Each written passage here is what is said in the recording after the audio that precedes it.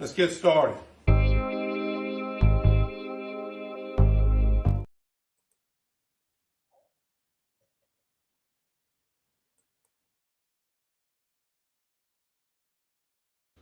Let's get started.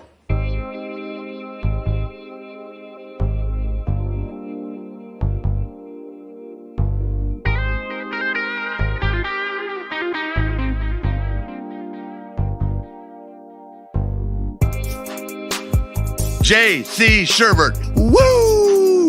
Woo! Woo! Woo!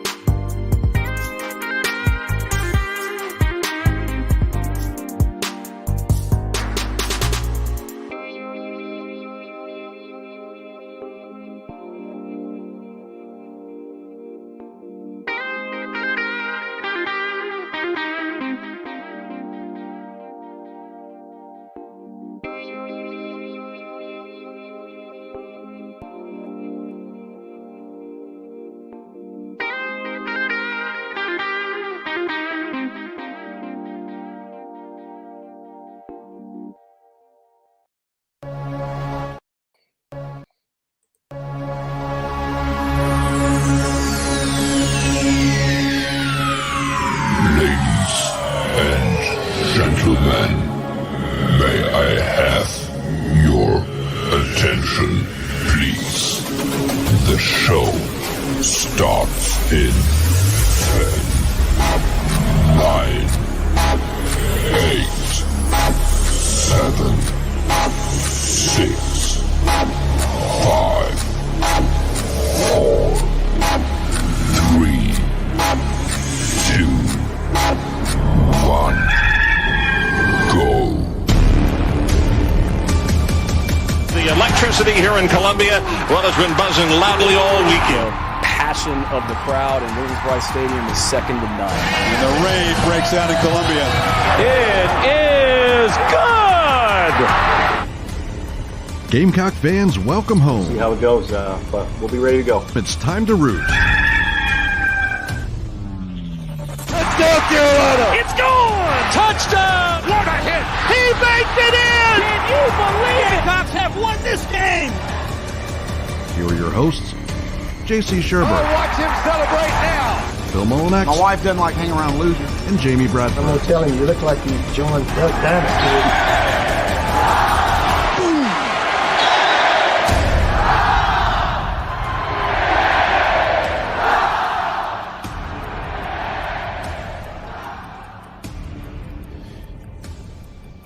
All right, greetings and good morning and welcome aboard Inside the Gamecocks, the show. It is Thursday, April the 6th, and we are ready to go for Easter weekend, one of the great sports weekends of the year. The Masters is underway over in Augusta. We'll get to the leaderboard in just a moment. But, of course, in our state tonight, it is number 1 and number 6. 2 first-round draft picks headed your way, facing off against each other.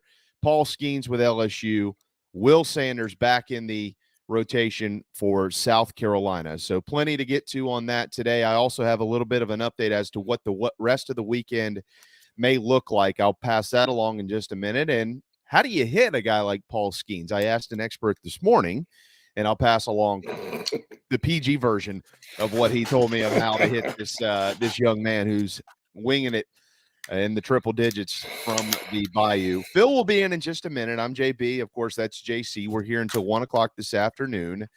Chris Phillips will join us in about 30 minutes or so with the Spurs Up show. Of course, he's going to have some pretty good information, or at least a good we'll have a good conversation with him pertaining to tonight's series. Chris is certainly a baseball guy, and it does feel like Gamecock baseball is back where it belongs, which is in the spotlight this weekend.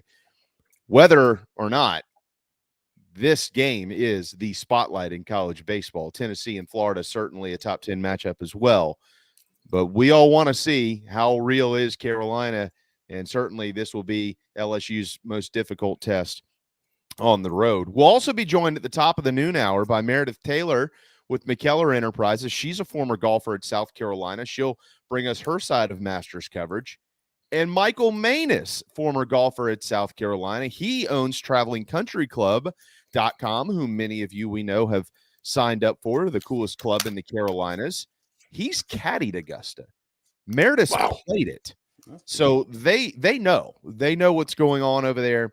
And really looking forward to watching everything unfold. And we'll see how it does unfold with the weather that is. There is some football stuff to squeeze in today as well. But before JC and Phil, before we kind of get rolling here, let me pass this along real quick. And I'm waiting on if there is an actual time that is, quote, highly believed to be. But the game for tomorrow is looking to be really early. LSU and Carolina. Okay. To try to get one there. There's a possibility of a break in the weather, and they're looking to get game 2 in, quote, really early tomorrow. So if you've got tickets, just understand that right now is a strong possibility between the Tigers and the Gamecocks at Founders Park. So tonight's going to be fine. They'll be able to get it in tonight. But tomorrow, guys, looking like it will get done early afternoon or so. With that said, happy game day and happy Easter weekend, everybody. Ominous. It's the weather. Ominous, the forecast. I was on with Bill King this morning in Nashville, former Sirius XM co-host of mine back when we used to do recruiting 24/7 Sports Radio, Rivals Radio, all that. And he was getting text about it from folks in Myrtle Beach about like the Coastal Carolina spring game being called off and some other stuff. So it's, I think if they get in 2, that's probably a win. If I'm the SEC, to be honest, I'm maybe coming off my rules a little bit and maybe saying, well, we'll make an exception to play on Sunday because I don't see anything wrong with that. But even though it is Easter, hey, rules are the rules, and the chances of them doing anything that's out of the box is pretty slim unless there's a pandemic, and then I think they did a pretty good job of that. But if they get in 2, I think that's a win for baseball and for the magnitude of this series this weekend. I hate it that tonight may be the only time that there is an overflow crowd. Because people can't get off work with that short notice and all that. And, like Stewart told us last week, the ticket office is just about out of tickets. So hopefully there's a big crowd tonight, and hopefully tomorrow it's not that bad and they do get it in and at least get two, and then move on. Yeah, no question, man. And I actually asked about the ticket situation as well, so I'm hoping to get an update on that here soon. I don't have one just yet, but all right, Ticketmaster. I just pulled up Ticketmaster.com. Of course, I'm looking for an official word from South Carolina, but right now, as for tonight's game on Ticketmaster, you can count them with a hand: 2, 4, 6, 8, 10, 12, 14, 18. There are 24 tickets available for retail. That's it. Wow. Everything else is done. There's nothing available for the game tonight. It is a sellout, 8,242 plus standing room. And the only thing that you could possibly buy, unless there's something in a ticket exchange or something somewhere, is a verified resale ticket off of Ticketmaster. And the cheapest price I have seen is $139. Wow.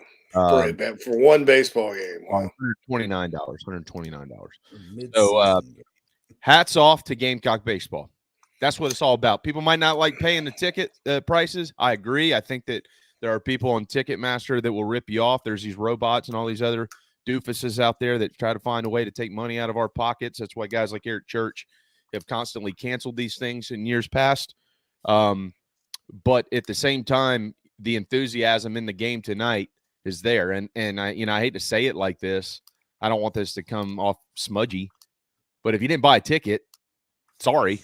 It is what it is. Hats off to the people that buy season tickets and the folks that, that look down the road and said, we might have a chance to see something special here. So tonight you do have a chance to see something special. Not only is it number 1 and number 6, but 2 first-round draft picks are going to go against each other. And guys, you very well might see the first 2 picks in the draft, both from the LSU side, Paul Skeens and Dylan Cruz.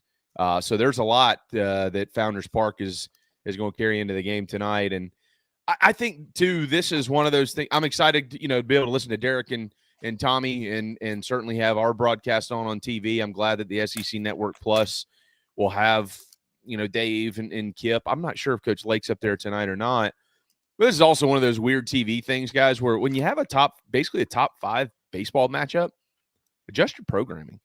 I know that they schedule these things ahead of time. I know there's already someone slated in the Thursday night spot this week, but don't you think, college baseball, you want to go to the game, find a way to adjust? I'm just saying. So, but hats off to Gamecock fans. They're going to be there tonight. Now, that's not going to mean anything to LSU. Let's all remember something here. When they sell out Alex Box, there's 5,000 more people than you're going to see tonight in the ballpark down there. So, and I think, they'll be okay. They'll bring a couple hundred too. I'll need to ask Jan, my resident tailgating spy at baseball, how many. He's got a great spot, by the way. Yeah, the Cajun crew comes in their RVs. Maybe they're making some average jambalaya out there tailgating, or something. I don't know. Y'all know this. I think we've talked about this before. But I don't know how many people realize this or not. Every year in Omaha, LSU fans there's a heavy contingent. Yeah, they do it. They do it. At the end of every Omaha. Yeah, they book their RV spots and they go no matter what. Even if they're not there, they still go. That's this, the Cajun country vacation, Omaha, Nebraska, when it's 100 degrees in June. And that's what's special, I think, about this series. After Skip Bertman left, LSU's had, they had the 1 year under Maneri that they won it all. And they've had some upsets along the way. One national championship after Skip Bertman won how many? It's good to see them back kind of number 1, just as a college baseball fan, just because of the tradition that they have and the way their fans support the sport and all that. And it's good to see South Carolina back because South Carolina and LSU are for the last, since 2000, they're the best 2 programs in the SEC, regardless of the down years both have had. So I think this is it's special that these 2 programs right now are playing the biggest series in the sport this weekend, right there at Founders Park. So I think that's amazing and also all awesome. And anybody that loves college baseball has to appreciate that. This is one of the things here for people that are fringe college baseball fans or say I only watch when they're winning and things like that. In my mind, just the way that I'm built, that is the biggest pile of dog crap that there is in the world. I mean, this is one of the coolest sports out there. It is emotional. It's fun. This level of baseball is perfect because it's not necessarily the big leagues, but it's not high school baseball. You've got the best players in the country in this league. Obviously I played baseball, but this is why you fall in love with college baseball. If you've never given yourselves an opportunity to do so, give yourselves an opportunity, win or lose, to do so this weekend, because this really is what it's all about.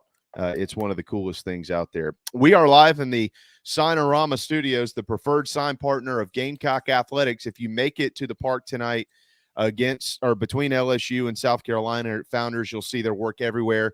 Most notably, when you walk in the center field gates, those banners that say national champions on them.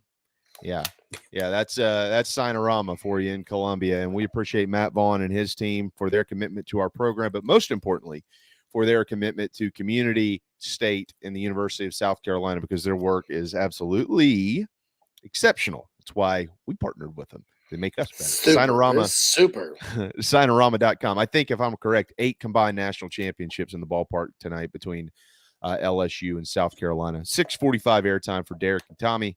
And, of course, TV will be on at 7 o'clock. I mentioned earlier that I did talk to somebody this morning. I texted Justin Smoke, one of my best friends, and I said, how do you hit a guy throwing 102 when his slider and his changeup are mixing in at 89 to 92? I'll tell you what his response was, the PG version, when we get back. We'll also, if you haven't looked at it, kind of give you a quick update on the Masters tournament leaderboard, and then we'll kind of roll our way towards Chris Phillips. JC's got a bunch of football stuff he needs to make sure he gets in today with spring practice. Golly, guys, we are 9 days from spring practice already being over. So before you know it, the damn season's going to be here. Wow, man, crazy stuff. So time moves quickly, my friend. Moves quickly. It sure does, man. It sure does. All that, plus Meredith and Michael to lead off hour 2, and Phil is going to pepper them on how you swing a golf club.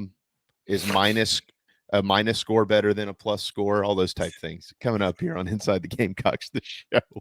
Family vacations, a new car, a new boat, all cost money, but you don't necessarily have to make more to afford any of that if you can save cash that's flying out the window now. iHelp Consulting can help you finally get the kids to Disney World, upgrade the minivan, or drop that new boat in the water next summer. Let Daniel and iHelp Consulting consult with you. No fees, just savings. You pay them a percentage of those savings. Save on essential services, credit card fees, you name it. Let them find it. These folks are incredible. iHelpConsulting.com. How can I help you? Just as your State Farm agent combines good neighbor service with surprisingly great rates, you can combine your home, auto, life, or small business insurance with Tony Pope State Farm Insurance today. And guess what you'll get? That's right, even more good neighbor service with surprisingly great rates.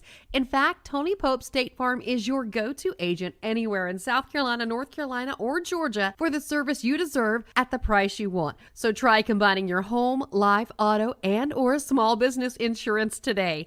Tony Pope State Farm has been in business for more than 30 years and can handle anything you need in the tri-state area. Once again, Tony Pope State Farm will help you mix and match perfectly. Call 843-851-2222 or visit TonyPope.com today. Like a good neighbor, State Farm is there. The real estate market has changed dramatically from just a year ago. Rates, supply, demand, all of your traditional factors are in a transition phase. That's why if you or someone you know are considering making a move in the low country, contact me, JB, at Coast to Coast Realty. I work with an outstanding support cast of attorneys, lenders, inspectors, insurance agents, and more, all of whom are valuable in helping find a way for you to comfortably make your real estate decision. That's right. Call me, JB, your low country real estate broadcaster.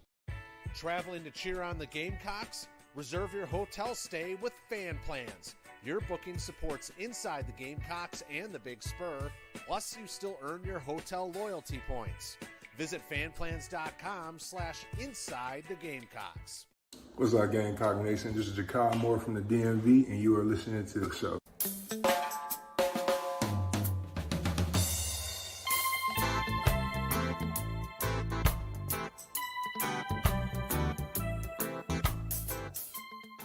Welcome back, everybody, to Inside the Gamecocks, the show, presented to you by Express Sunrooms of Columbia. 803-446-4662 is how to get in touch with John Barber and his team to set up a no-obligation consultation to talk about how he can potentially turn your backyard into an outdoor retreat. And, of course, the first hour of the show is brought to you by Cindy Searfoss and the Coldwell Banker Kane Realty team here in the Upstate.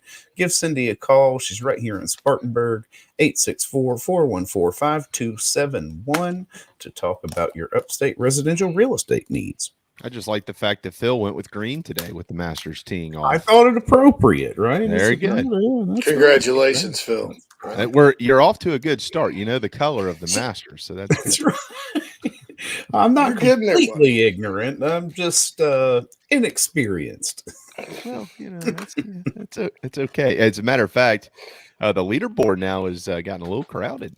4 at 2 under, including some of the bigger names in golf. Xander Schauffele, Victor Hovland. Where's Tiger? Tiger is, I think he's back at 1 over now. If I'm, that's all I care about. Yeah, his odds were so long. He was such a long shot. $5 wants to be 700.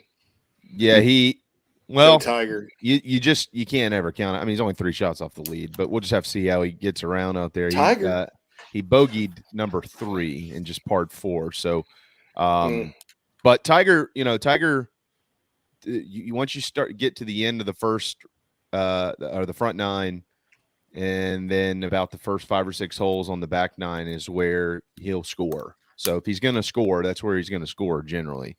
But he's 1 over. He's 3 shots off. Xander Schauffele and Cameron Young, of course, from the U.S., and then Adam Scott and Victor Hovland. They're all up at 2 under, and then there's a few of them there at 1 under. Not a ton under par just yet, but JT, Justin Thomas, for those that don't know who that is, and Patrick Reed are amongst those, and Patrick Cantlay as well at 1 under par. All right. So got some Maness Sports chat box stuff here, JB. Yeah, let's do it. And then I'll give you the smoke answer after that. Yeah, happy. Yeah, we got to get that in. Happy calls is calling for a sweep. Says book it. He's got some personal beef though with this because he says LSU fans will show up, but his dad's from Rain, Louisiana, or Rainier, Louisiana. I think it is Rain. Yeah, it's Rain. Crowley, Abbeville, Rain, Lake Charles, Brobridge, Lafayette. Good people. They are good people. I've always liked LSU fans, even though my friend that's a Georgia fan got hit in the face with a ham sandwich one time, mustard and all. It was awesome. But every time I've been down there, they're rowdy, but they like to have fun. And they love baseball and all that, So anyway, Quantrell says baseball's been a sport where I had to go in person to appreciate it more. Yeah, I think it's good for listening to it on the radio too, to be honest. Hockey is like that. They tell me this about hockey up here because they love hockey up here in beef sandwich land. Give me a beef. Watch the Hawks. They keep talking about the Hawks. I keep thinking Atlanta Hawks. I'm like, no, that's the Black Hawks.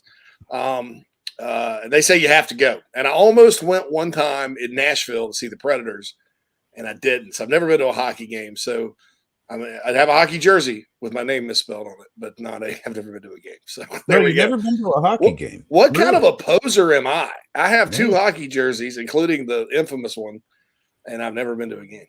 So I got into it after the pandemic because hockey was the first sport to really come back, and the Blackhawks were in the playoffs, and so my buddies up here were like, "Oh my God, I would freak out!" Oh, and then I'd say something stupid like, "What time is first ice?" Face off. I think it's face off or puck drop. I'm not sure. Face off is the Nick Cage movie. It's called the face off. The face off. They drop. What's first ice? Yeah, give me an old style and a beef, and let's get to first ice. You're trying to fit in without doing any research, is what you're telling us. No, yeah, I often do that. By the way, poor Lance, he's going to the funeral home today. Wants to get this rough day started. he want to drop in and say, hey, to the baseball team, give them hell tonight. Win one for the Julio. Amen, Lance. Amen. So Bruin Nation wants to hear about Paige Spiranek. Sporonic. Yeah. Sporonic. Well, so does everybody on planet Earth. I know. Yeah. And poor Krager has a 9-hour drive back from Fort Walton today. Oh, my goodness. And Saunders says hockey having 3 periods shook him. It's weird. It is weird. Who came up with that? It's kind of like when Robin Williams was describing why the Scottish invented golf. We can't play it on this show because there's too many F-bombs. But he's like, they're like, well, so you just do this one time? He's like, no, you did 18 times. It's just like, okay, nah, F croquet.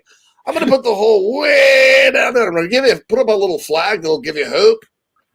And then I'm going to put a sandbox and a swimming pool right beside it. And they're like, so you do this with a mallet? No, you do a little messed up stick. So anyway, go check that out. But yeah, that's kind of me in hockey. I just don't understand it. So well, I'm sure I'd like it. Unfortunately for hockey, they're about 10th on the totem pole this weekend when it comes to the sports world. Yeah, nobody cares. Which how we I don't even know how we got on that, but yeah, it's Masters number 1 through 5 nationally, and then the start of the Major League Baseball season. Of course, everybody does enjoy that, and big league games are down like on average like 30 minutes because of these new rules. And I actually think that that's working. I'm not a huge fan of them because I'm a baseball purist, but that certainly seems to be working for big league baseball. Be able to get in and watch a game 2.5 hours and get out. Yeah. As opposed to JC Salsa's NHL games live are the best sport. But yeah, as far as Major League goes, I've noticed that because I was like, the Braves start because I get alerts on my phone for Braves and White Sox scores. It was the White Sox. They played for some reason in all their genius. They had an opening day. This is why the Sox are a little dysfunctional. They're a lot like Carolina has been at times. Not now, but at times. That's why I like them.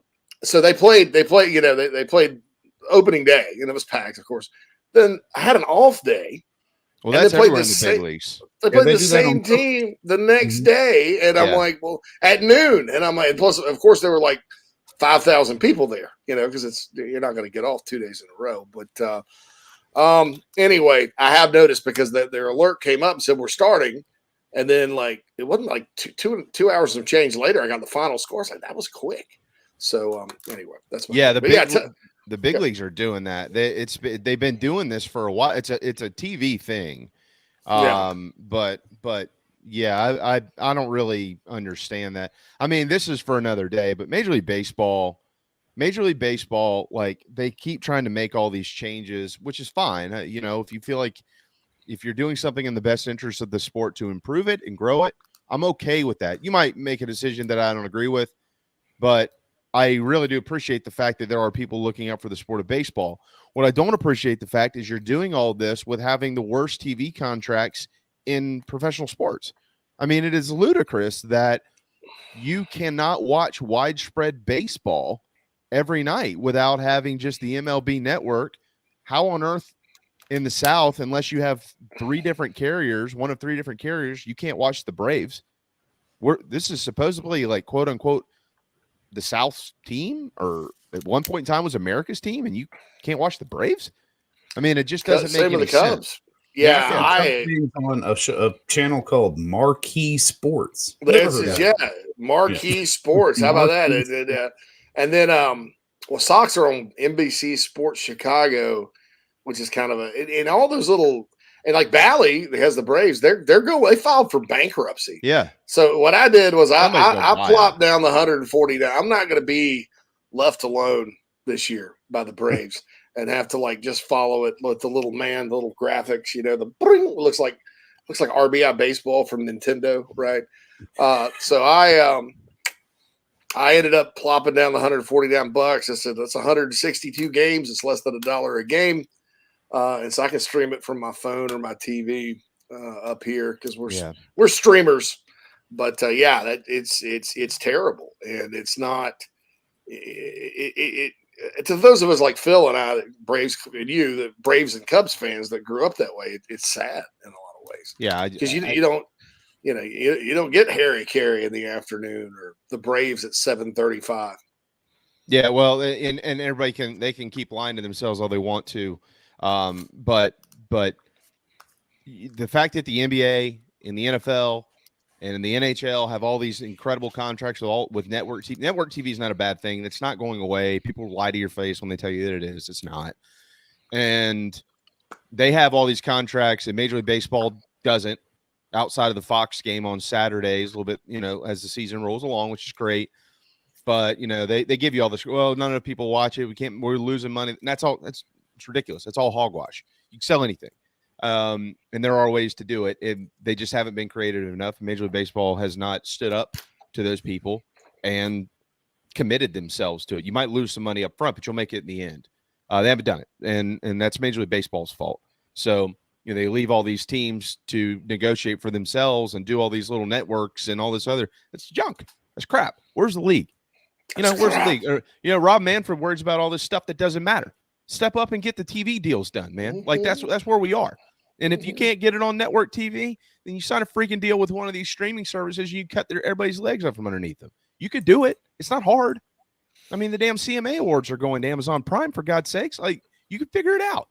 So, you don't think Apple would love Major League Baseball? That's right up their alley. Yeah, I mean, and they've been dabbling in it, but they need more of it. Like a la carte, their specialty is kind of like a la carte programming, music, whatever. They could iTunes it, really. Yeah. It's really not that difficult. You either get the package or you pay $2.99 a game. Yeah. Well, I can tell you what. Network's thinking about $25 a month, and that way you get to watch all the Yankee games. I can tell you this right now, and I know we got to go. Chris is coming up, and I'll get to the smoke stuff in a little bit, but it's not earth-shattering, by the way. It's just interesting to hear it. But you had a team in Vegas, you better have a good TV deal. That's all I'll say. You can read between the lines. But you had a team in Vegas, you better freaking figure it out, big leagues, because there's going to be some people that are a little bit more invested than just watching them pitch and throw and run and catch and hit. All right. The Las Vegas Athletics. You better figure it out. That's right. All right. It's 11:31. We're powered by Electric Bikes Charleston, electricbikescharleston.com. And it is Masters Week teed up by our friends at Traveling Country Club. .com as well. So Chris, is he ready? Okay, so we'll hit a timeout, and when we return, Chris Phillips with the Spurs Up Show right here on Inside the Gamecocks. I don't know who you are. I don't know what you want. If you're looking for a karaoke partner, I can tell you, I can't carry a tune in a bucket. But what I do have is a very specific set of skills. Hang up now, and your IT nightmares will continue. But stay on the line, and I will find you. And when I find you, I will fix it. Thanks. I think I have the wrong number. I'm trying to call Matt at Heritage Digital. He has a one-price, low-cost, turnkey solution for all my IT needs, and I'm sick and tired of my IT guy. So, yeah, 843-699-1001. This is 1002. Oh, well, thanks anyway. Don't be taken by some IT dude that talks a big game. Give Matt at Heritage Digital a call, 843-699-1001. Gamecock Nation, JB here, and I'm here to tell you about my new favorite painting company, A Couple of Painters. These guys are the best. Gamecock fans and excellent painters, and by far the best and easiest quote I've received. They're licensed in both South Carolina and Georgia. They offer 10% off for military, repeat customers, or if you heard it on the show, commercial and residential painting, deck, fence, and cabin staining, cabinet and furniture refinishing. They'll even remove popcorn ceilings and wallpaper, and they offer pressure washing. Find them on Facebook or call 803-522-6832. A Couple of Painters, proud partners of Inside the Gamecocks, the show. Golfers and wannabe golfers, former Gamecock golfer Meredith Taylor is now a full-time golf instructor in the Midlands of South Carolina. In-person golf lessons are held at the Country Club of Lexington. Half-hour, hour, on course 9 or 18 holes. And if you're outside of South Carolina, Meredith conducts virtual lessons. Just send in your golf swing for analysis. Gift cards are available for in-person 1-hour lessons. Connect on Twitter at Mayor Taylor and find her online at McKellarEnterprises.org. Her email is on the website. Schedule your next lesson today with Meredith Taylor, former Gamecock golfer. You're tuned into Inside the Gamecocks, the show. Sideline and picked off. Brad Edwards will get a convoy. Touchdown, South Carolina. Spurs, Spurs, Spurs. You ain't just a bird, bird, bird. You're top of the coop, star of the show. You're a rooster who was born to crow.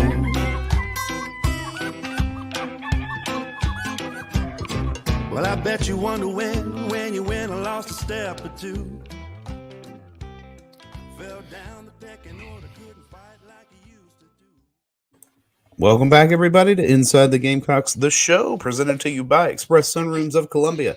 803-446-4662 is how to get in touch with John and his team to talk about how they can get some more sunshine into your life. Cindy Searfoss sponsors the first hour. Give her a call for your upstate residential real estate needs, 864-414-5271. And we're joined now on the McKellar Enterprises guest line by none other than Chris Phillips of the Spurs Up Show. Chris, I saw you swinging some clubs earlier in the week on socials, getting ready. Oh, yeah, man. I'm ready to tee it up. Yeah, I'm ready to tee it up, man. Yeah, JC, JB, and Phil, appreciate you guys having me. And Phil, I saw your you got your Masters green on, so you inspired me, actually. I pulled this out of the closet. You're not a Masters diehard until you have your very own green jacket. Oh, look at that. Yeah, this is my grandfather's jacket. I need to get it taken in a bit, but yeah, that's a pretty cool item I have. So yeah, anyways, I'm excited for the golf, excited for the weekend, keeping the fingers crossed that Mother Nature allows us to get it all in. You know, of course, the Masters could have a Monday finish. Unfortunately, for whatever reason, because of the SEC, we can't have a Sunday finish for baseball. So hopefully, again, they get them all in. But really excited to chat with you guys. Appreciate you having me on. Yeah, quick update from Augusta. Cam Young has taken the lead. He's at 3 under through 3. So has he birdied? Yeah, he has. He's birdied all 3 of his first holes. Did you see John Rahm? Did you see John Rahm 4-putt number 1? I didn't see it, but I saw something about it. Where was his approach? How close was he? He was on the green putting for birdie. He probably had about 20 feet and just got a little over aggressive. Probably had 6 foot left for par. Kind of got aggressive again. Had like 4 feet left and then missed that one. So hey, Augusta giveth, Augusta taketh. So it's you learn the hard way. good thing for John Rahm is he's good enough to overcome that. But I don't know that Tiger's good enough to overcome his start. He's now 2 over through 5, or let's say healthy enough. It just hurts to watch it. It really does. I can't stand it. He's my favorite athlete of all time, and yeah. So I don't know about you guys. I'm in a Masters pool though. I'll get your take on the players I have. So I've got 6 players, top 4 scores count. I got Justin Thomas, Minwoo Lee, Billy Horschel, Brian Harmon, Max Homa, and Tommy Fleetwood. So I feel pretty good about that 6, honestly. Well, Thomas is already 2 under through 3, and Minwoo Lee, who was at 2 over at one point, he's now even through 9. So I'm feeling pretty good about my lineup. You said you got Fleetwood? You got Fleetwood? I got Fleetwood as well, yeah, and Max Homa. So I got Fleetwood goes. Yeah, he Fleetwood's going to win one eventually. He's going to win a major at some point. He's due. So that's a hell of a name too for a golfer, I think. Tommy Fleetwood. He's in that group with Finau and Spieth, the final group to tee off today. So them and let's see there. Oh, and Rory's at 148. Wow, Morikawa is it? Yeah, shoot, man, that afternoon tee time's going to be fun. All right, Chris. So they're going to get it in tonight, no doubt. Again, I'm waiting on an official time, but my intel is early tomorrow, like real early, to get in game 2, and then they'll just hope and pray for game 3 if they can. Well, shoot, they're going to have to hope and pray for game 2. Who are we kidding here? But so I was talking to Smoke this morning, and I said, look, man, I've seen 96. I ain't never seen 102. I said, honestly, this is the PG version of this conversation, but I said, how do you hit 102? And I actually found his response, known this guy my whole life, a little interesting. He said, because I thought he'd say, hey, look, man, work the count, get him out of there as soon as you can. Guys who throw hard, generally going, their pitch count's going to run up, so they're going to strike out a lot of guys. He said, nah, gear up to hit the fastball. Yeah. Because guys that throw hard, like if everything's hard, everything's hard. So gear up to hit the fastball. And if you're a little late, you might run into the slider. Yeah. And, we know baseball, so it does make sense. But, at this level, with the amount of strikeouts that South Carolina has, I find that the most interesting matchup tonight, Chris. I'm expecting the Gamecocks to strike out a lot. Right. Not expecting them to walk much, which they have done a ton this year. So, if you run into a couple, and we'll just have to see what happens. Yeah, I mean, you look at Paul Skeen's arsenal, JB. I think you make a lot of great points, but I mean, he's got a great slider too. Like the entire arsenal is there. But I agree with what Smoke's saying. I think you kind of have to just sit on the fastball, and you got to eliminate something, right? And if you're looking for anything else, I mean, you have no chance to catch up to 100, right? So I definitely agree with him. You've got to look fastball and just try to get your bat out there as quickly as possible. But 83 strikeouts and 44 and a third innings pitch, man. The big thing is this for hitters. You never want to go into a weekend like this, and we talk a lot about people lose to Alabama in football before they even play them because they lose the logo, they lose the history, they lose the tradition. The point being, they put them on this pedestal and make them out to be even more than they are, and it's already tough to defeat them. So a guy like Paul Skeens, right? And I know the Gamecocks hitters aren't doing that, but you can kind of get in your own head and sort of make a guy immortal, if you will, when it's like he still puts his pants on the same way you do. He puts his hat on the same way you do. He's got to throw it over the plate, right? He's got to throw it over the plate. You know that. So, but we all know, I mean, this is going to be probably a 2-1, 3-2 type of game. Will Sanders is going to have to go toe-to-toe with him and be masterful and throw his best outing of the season. I highly doubt we're going to see like a 8-7, even 6-5 type of game. But again, I would also, I'd say sit on the fastball, man. And you got some capable hitters for sure. And if you connect, it's going to go a really, really long way, but it's much easier said than done for sure. I mean, 100 is just a whole different level. And the fact, JB, what really stood out to me again, those 44 and a third innings pitch, 83 strikeouts, but just eight walks. Yeah. I mean, he's spotting 99. He's spotting it. You know what I mean? So I think you got to pick a pitch you're sitting on. It's got to be the fastball, but try to eliminate something. If you can just kind of get that slider out of your mind and just say, I'm just sitting on that fastball and I'm going to try to hit that. But it's much easier said than done, man. I mean, it's really easy to sit here and say what the game plan should be, but I'm probably much more calm than those guys because I don't have to step in the box and face 100 tonight. So you know what I mean? So it's going to be tough, but I think it'll be a great challenge, great test. And it's not like guys don't see 96, 97, but it's definitely a different level when you're looking at 100. But yeah, man, I would say you do want to grind out at bats though and continue to show that patience, but sit on the fastball. And if you get it and get it where you like it, man, just, do what you can with it and see what happens. Yeah, and to your point too. By the way, if they do go really early tomorrow again, we probably won't have Coach Lake around here, but we also probably need to make some programming changes if they're planning to throw the first pitch around noon or something. Because, I ain't gonna miss that. So, yeah. But I think one of the things that gets lost from the common baseball fan who's never stepped in there and seen it, doesn't know much about it other than what they see on TV. And I'm not like degrading anybody. I'm just trying to have an open conversation about this. If you've never seen it, you don't get it, and it is so hard. It's the hardest thing to do in sports, what the Gamecock hitters are going to have to try to do tonight. But making that contact has nothing to do with swinging hard. Period. Yeah. Like you're not actually swinging hard. You're not going to go up there. When you hear guys like Coach Lee say, we don't get cheated. Well, that doesn't mean go up and swing with all your might. That's not what it means. Like what they're going to try to do, as you just pointed out a minute ago, get up there and get started early and just easy and quick and see, because the ball's going to go. If you make contact, it's going. Yeah. And I just feel like that gets lost from time to time. People say, this guy's trying to hit a home run. Well, not really. You can see it sometimes. That ain't gonna be what they're trying to do tonight.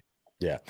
You can look at it this way, is that Skeens is going to provide the power. Exactly. If you catch it on the barrel, it's going to go, right? And you can apply this. I know it's a different sport, but, since we were talking masters and golf, and this is something I always say to myself in my golf game, slow is smooth is fast, right? You'll hear a lot of people say that when it comes to tempo. And so swinging the bat's the same way, though.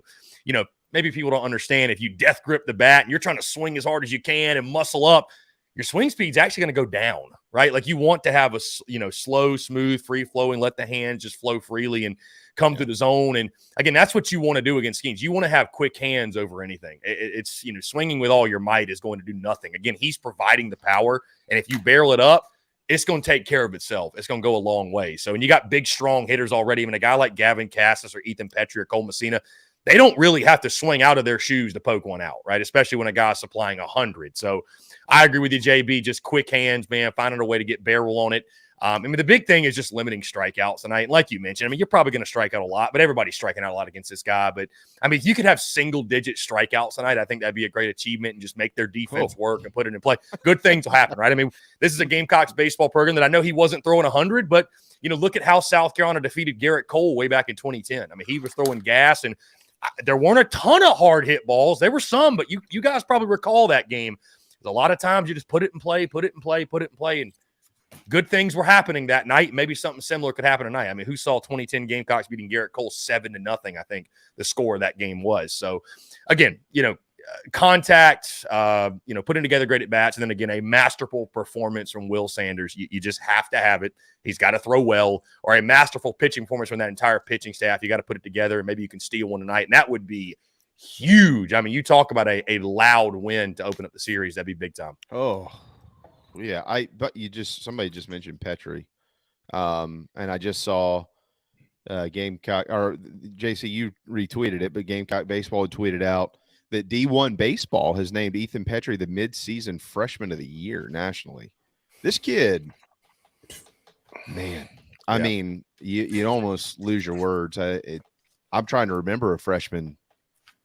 He's making it look so easy too. Like, it doesn't look like he's overexerting or like the game's moving very quickly. And, baseball comes for us all, right? Like at some point he'll probably hit some sort of lull. But I mean, to me, he's playing wise beyond his years. He doesn't look like a true freshman. You know what I mean? Doesn't look like a freshman really at any point this season, just playing composed, relaxed, confident in his abilities, obviously very confident. And I just thought it was so interesting. I'm sure you recall this, guys, that I think it was a couple of weeks into the season that Mark Kingston had said that, Petrie was kind of had a slow fall in the spring, was kind of just whatever. And it was like 2 weeks before opening day, and it just clicked, and he's been on ever since. So, yeah, it's been a lot of fun to watch, man. And you think to yourself the great freshman seasons of guys like Grayson Griner and Christian Walker and Jackie Bradley Jr. and Justin Smoke and some of the all-time greats, man. I mean, Petrie is doing that, and hopefully his career plays out the way those guys did. But it's a lot of fun to watch, man. It's you don't want to put too much on a freshman, but I mean, he looks so wise beyond his years, and he's embracing the moment, and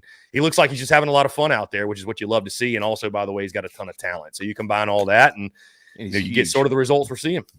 Yeah, I think, we've kind of signaled that early in the, before the start of the season, and that, you're not putting him in there because you have to. Nobody's injured. No. He's not taking anybody's spot because he's got to fill it. And, the coaching staff saw it, and here we are. I mean, we're getting to watch some fabulous play out of Petrie. There's not a sport like baseball that creates nicknames. Like no other sport is more of a nickname sport than baseball. Right. Do they call him Butter? He's from Land Lakes, Florida. Like, why would you not call him Butter? Man, all I know is that the Lando Lakes lady is hot. Clip that. That's it. That's just that little snippet. I'm sorry. She is very nice looking. Like she tops that's Mrs. Butterworth. That's Ethan's mom. Careful. No, I'm just kidding. Mrs. Buttersworth. So, by the way, Marcus shouts you out, Chris. He says the champ is here. Shout out my boy Chris Phillips from CSRA Aiken Stand Up. Yeah, I'm North Augusta born and bred. So the CSRA is the Carolina Savannah River area. So Aiken, Augusta, Edgefield, North Augusta.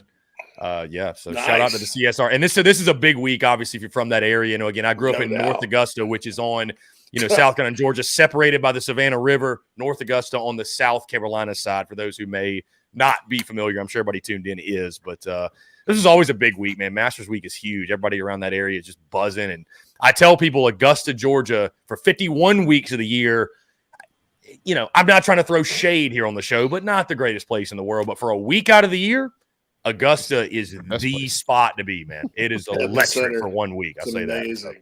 It's amazing. So, I derailed it. It's solid. I've known some locals that called it Disgusta, believe it or not. And that's not like one or two people. That's like a known thing. So that's I'm my not calling it that. That's my sister-in-law's first name, and I've used that term before. I'm not saying it in reference to her, but I'm just happy that they're. I remember when we passed through there to go to Patrick Davis's wedding, I was like, they've made progress on the interstate. It only took them 20 years. Yes. A lot of good football players in Thompson, which is right next door, and Augusta proper. Or North Augusta's always put out players, and Aiken has, but Augusta proper, you can sometimes find guys there that are real raw but good. If it was a top talent producing city, you bet Carolina would have a lot more Augusta players than they do. But every now and then you'll find a guy there, and he's a stud. He's a stud. So. I'd say North Augusta's top football players that I can recall: Reggie Merriweather played at the arch rival, played at Clemson. C.J. Bird played safety at Georgia, played here and there, more of a special teams guy. Matt Hazel was like a record-setting wide receiver at Coastal Carolina. He was on the team that came in 2013, and the Gamecocks beat 70-10. But they were really good that year, Tim, and that just showed you how good Carolina was. And then we had an O lineman go to App State that was pretty good that I forgot about. But outside of Matt Campbell from back in the day was played NFL for a while. Was through North Augusta. But South Carolina hadn't always had the best of luck there. Yes, the Staley kid is from there and going to Clemson. He's from Aiken, actually, Marcus. Marcus also points out to me the Lando Lakes lady is not even real. Well, neither is Jessica Rabbit. So just let me have mine, okay? Come on, man. Marcus, come on, man. Don't do that to JC. It's going to rain bad enough this week. It don't rain on my sunshine. It's a big moment for him. All right. Kind of wrapping up, Chris, because we know you got to get rolling. But everybody's talked about Paul Skeens. I think that's a really good thing for Will Sanders. Nobody's talking about him. He's had a week off. He's been in the shadows, and tonight he gets his chance. The whole country, if you're a college baseball fan, if you cover the sport of college baseball, you'll be in tune with this game. The place is loaded with scouts, and it's loaded with D1 baseball, and everybody else out there's got a rep here. So everybody's going to be watching him pitch, but nobody's really talked much about him for a week. Well, I think if you're Will Sanders, you definitely look at it as a major opportunity. And, I think the pressure is on for Will tonight, both internally and externally, with or without the Paul Skeens chatter, obviously, because he had the weekend off last weekend and, the reason he got the weekend off, if you will. So, but, it's that extra ounce of motivation, right, where it's like everybody's talking about the other guy and everybody's forgetting about me and I'm the preseason All-American, I'm this, that, whatever. You know what it kind of, reminds me of, JB, is, I keep referring back to that 2010 season, but you remember every Friday night when the other guy was the one being talked about? Nobody and talked Blake about Blake Cooper had that chip on his shoulder, like, I'm going to go out there and I'm going to out-duel this guy. And he did every single time, it felt like. So, maybe for Will Sanders, you always say as pitchers, like, you're not facing the other pitcher necessarily. You're facing the lineup, and it's a damn good one for LSU with Dylan Cruz and Dugas and Trey Morgan and Tommy Tanks, and the list goes on and on. But that's certainly something, you keep in the back of your mind is, again, that you're looking for sources of motivation, and there's plenty obviously tonight, but that's certainly one. It'd be really cool to watch Will Sanders kind of remind the country, like, hey, I'm still here. I'm still a dude. It's taken me a little while to get going, but if you were going to have a coming out party, what a great opportunity, what a great night to do it in game one of this series. They'll be talking about him after that. It's funny you say that. Coop gives me hell all the time. He's like, everybody forgets that I won World Series. He said, here it is 13 years later. The only guy that pitched on that team apparently was Roth. I only won 13 games. He said, damn kid didn't even throw to the World Series. I'll tell you this. I was impressed with all the Yardcocks fans that remembered who I was talking about when I said that Will Sanders at this point was reminding me of Sam Dyson, where I'd watched Dyson pitch, and he was kind of all over the place, but he was effective. He threw hard. He was effective. I was like, he's kind of reminding me of that right now for whatever reason. Yeah. But I'll never forget 2010. Speaking of, again, the way Cooper was going toe-to-toe with aces, and it just felt like every weekend they were giving the other guy all the praise, the benefit of the doubt. I was there 2010 in that game one when Blake Cooper took on Drew Pomeranz with Ole Miss, and they won that game. Carolina won that game 2-1. I think Adrian Morales or somebody had a triple in the 8th inning to put them ahead. But, watching those two guys go at it, man, it's game ones in the SEC are just, they're a ton of fun for that reason. So, we all love offense and all, but the pitcher inside of me, I'm kind of hoping for that pitcher's duel, low scoring. I'd love to just see these two guys just shove, man. And I mean, obviously, I'd love to see the Yardcocks score 10 runs, but you know what I mean? Just it's always fun to watch a great pitcher's duel and two great arms. And, obviously with the Yardcocks coming out on top. So I think it's going to be a great night for baseball. I did pick LSU to take 2 of 3, assuming they get 3 games in. But I think South Carolina, even if they lose 2 of 3, I think they'll show the country this weekend there for real. Like I think Carolina is going to go toe-to-toe with LSU. They will not be intimidated. I think it's going to be a great series. Look, man, if they take 2 of 3, if they get 3, let's say this. If they get in 2 and they take 2 of 2, you're going to have a very difficult time convincing a lot of people that they shouldn't be number 1 next week. For sure. I mean, I know that Florida's got Tennessee this weekend, but I'm just saying, nobody in the country is going to have that resume. And now you took down number 1. But we'll get there when we get there. So we'll see what happens. Good stuff, man. Thanks, Chris. Hopefully you're right, or hopefully you're wrong. Yeah, hopefully I'm wrong. Hopefully I'm wrong, and hopefully my Masters picks are right. So, boys, I appreciate y'all. Enjoy the golf, enjoy the baseball, and again, fingers crossed, Mother Nature cooperates this weekend. JC, we'll see you at 1:15, my friend. See you, man. Good to see you guys. Y'all take it. Yeah, thanks, Chris. And JC, you better not be a minute late because it's Masters. I'm not. I get up, I grab myself a water, and then I sit back down and is that what it is? Spurs up show. Water makes you slur. I didn't realize. It may be. I don't know, man. It may be that. Maybe I'll go have some. I think they're going to be Florida tonight. What? Maybe I'll go grab the butter out the fridge and never mind. They call me butter because I'm on a roll. Lando Lakes lady. I was watching Mad Men yesterday, and they were talking about the Land O'Lakes girl. Like she's sitting there on the box, holding a box with a picture of her, holding the box with a picture of her, holding the box. It's just often I think there's a song by somebody. It's called "Holding the Box." No, I'm just kidding. Nah, it's somebody I actually like. You see, it's on a song called Jolene. It's Joe. Oh, I know the song. You ever heard Eric Church's version of that? You go no, it's not the Jolene by Dolly Parton. It's a male singer. Who is it? Dude, it's top of my tongue. Ray LaMontagne. Yeah, Ray LaMontagne. That's Church sings that song. To quote myself the other day, "You're pooping me," right? Because I need to find that version and send it to me, man. Because the lyrics are good. It's picture you holding the picture of me. In the pocket of my blue jeans. I'd love to hear Chief sing that song. Yeah. I bet his voice fits that pretty good too. By the way, kind of fits everything. But, I hear what you're saying. They do have we're co-leaders now. Victor Hovland has moved to 3 under with Cam Young. So I'm really excited to have Michael Maness and Meredith coming up here in just a minute. Man, they're going to be. They're going to be right. I think Maness will actually just be phone today, so we'll have to navigate this accordingly, but we can do it. We can figure it out. I'm kind of fired up about all these people from North Augusta, from the Savannah River area, bringing up old players, man. Yeah. Prayer says Victor Johnson with App State, Charlie Waters, all that good stuff. Thanks, Phil. Phil just sent me the clip. And all that. And BRC Gamecock says one thing he noticed is Will Sanders' BAA is essentially the same as Mahoney and Noah Hall. It needs to cut down on the walks. And when he does make a mistake, it's not getting hit but hard. Yeah, kind of like they were talking about Skeens.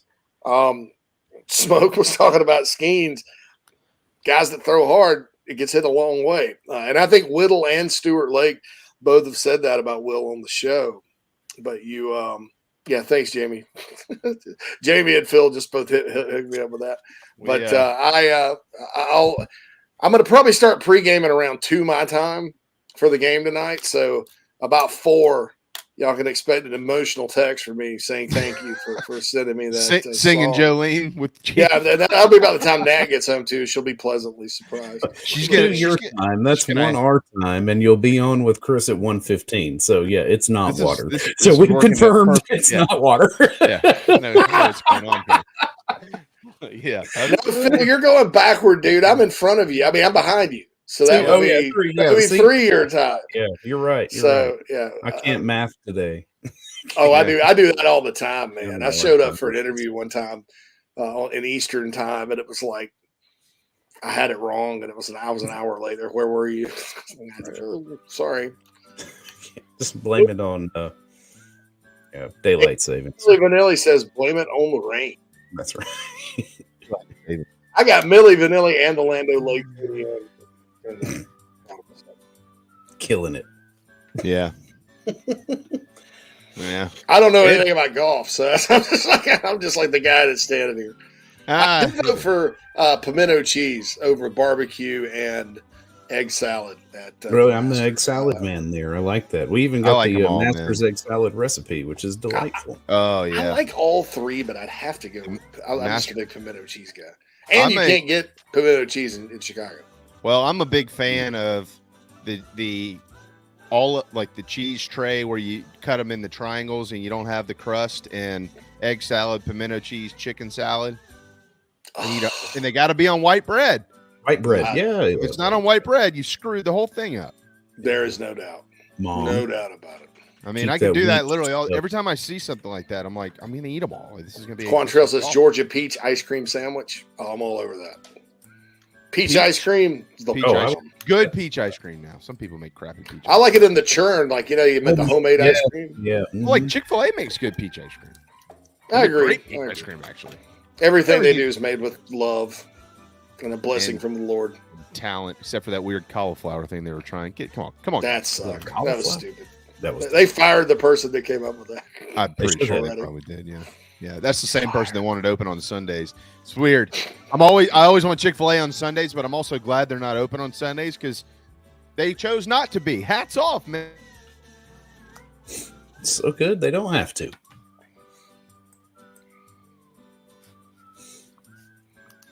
Well, we lost JB. Something happened to him. I can't hear him. Are you there, JB? Can you hear us? It's like Max Headroom. I know. It's like jumpy and all that. All right, time for a break then. Right. It's into the first hour. We will see y'all after the break.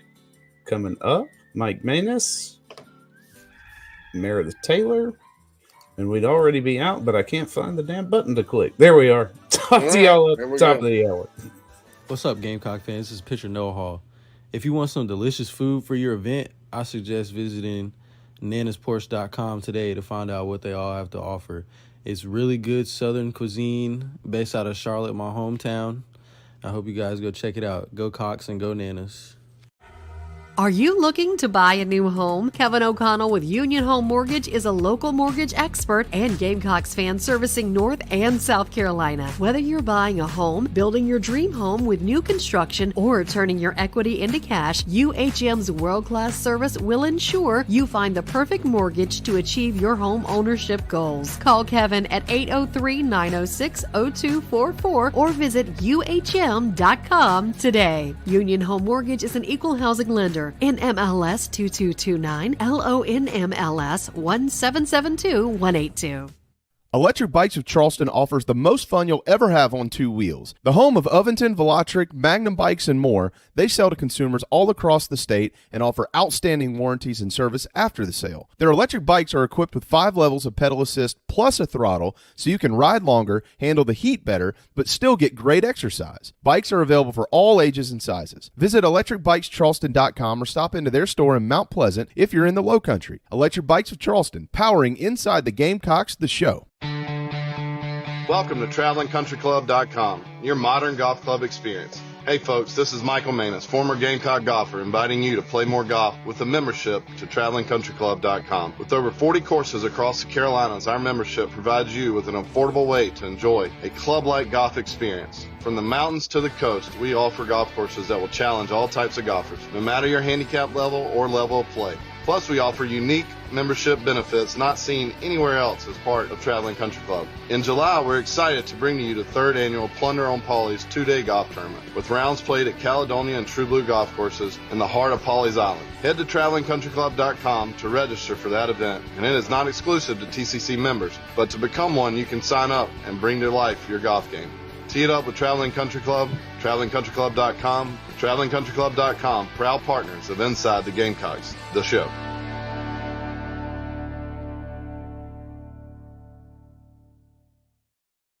Zachary Davis from Carolina Hoops, and you're watching the show with JB, JC, and Phil. Go Cox.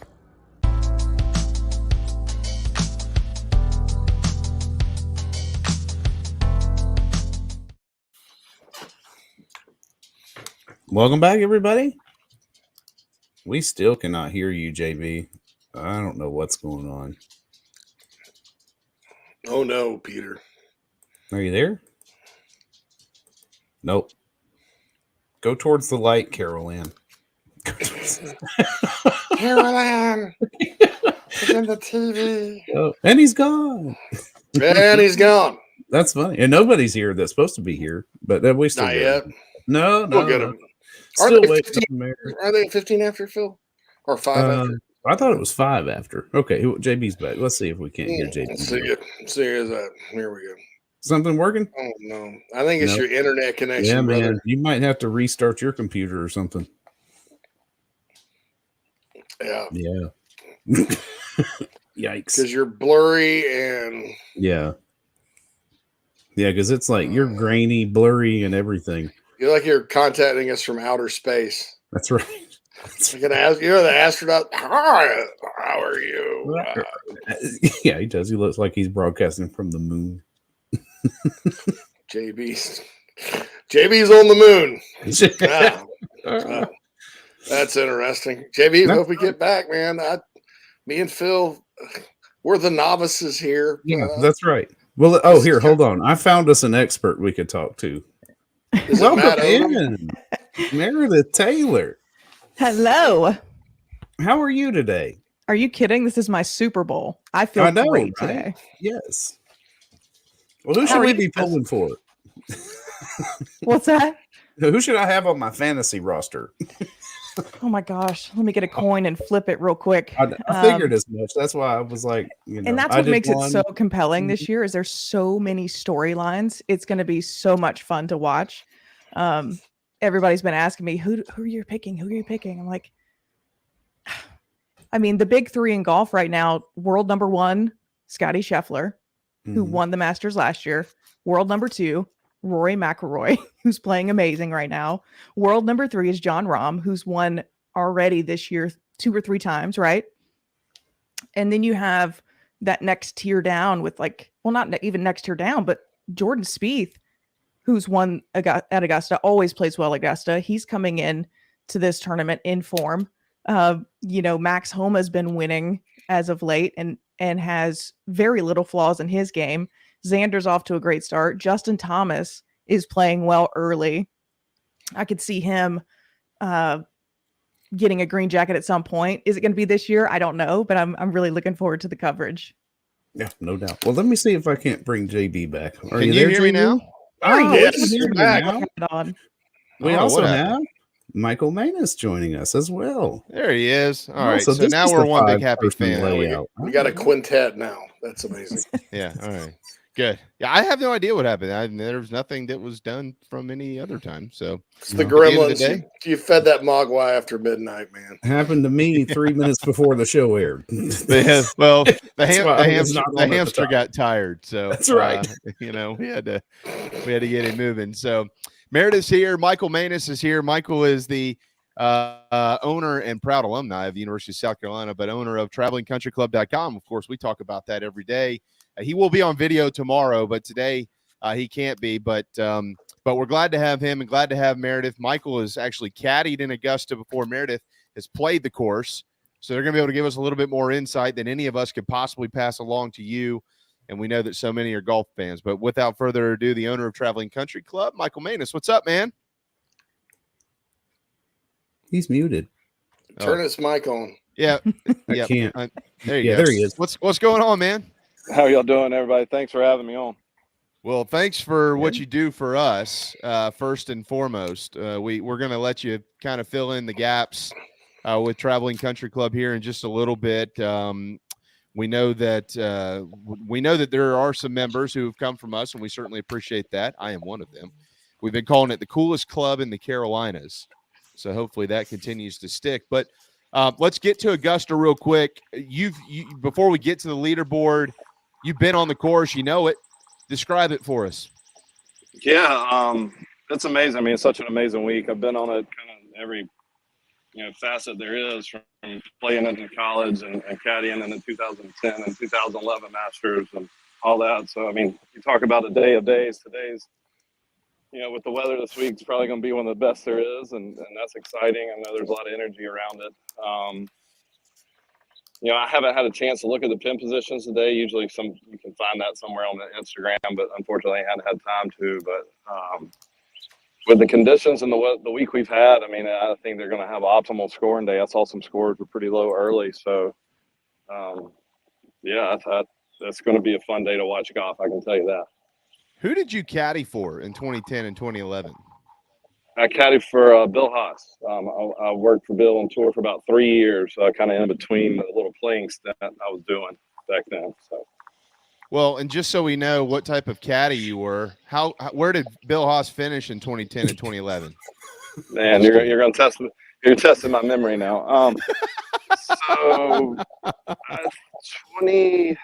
2010, I want to say somewhere around top 30. I would say top 25. I think maybe one of those years was a top 25. So made the cut both years. 1 year we ended up playing with Tom Watson the final round.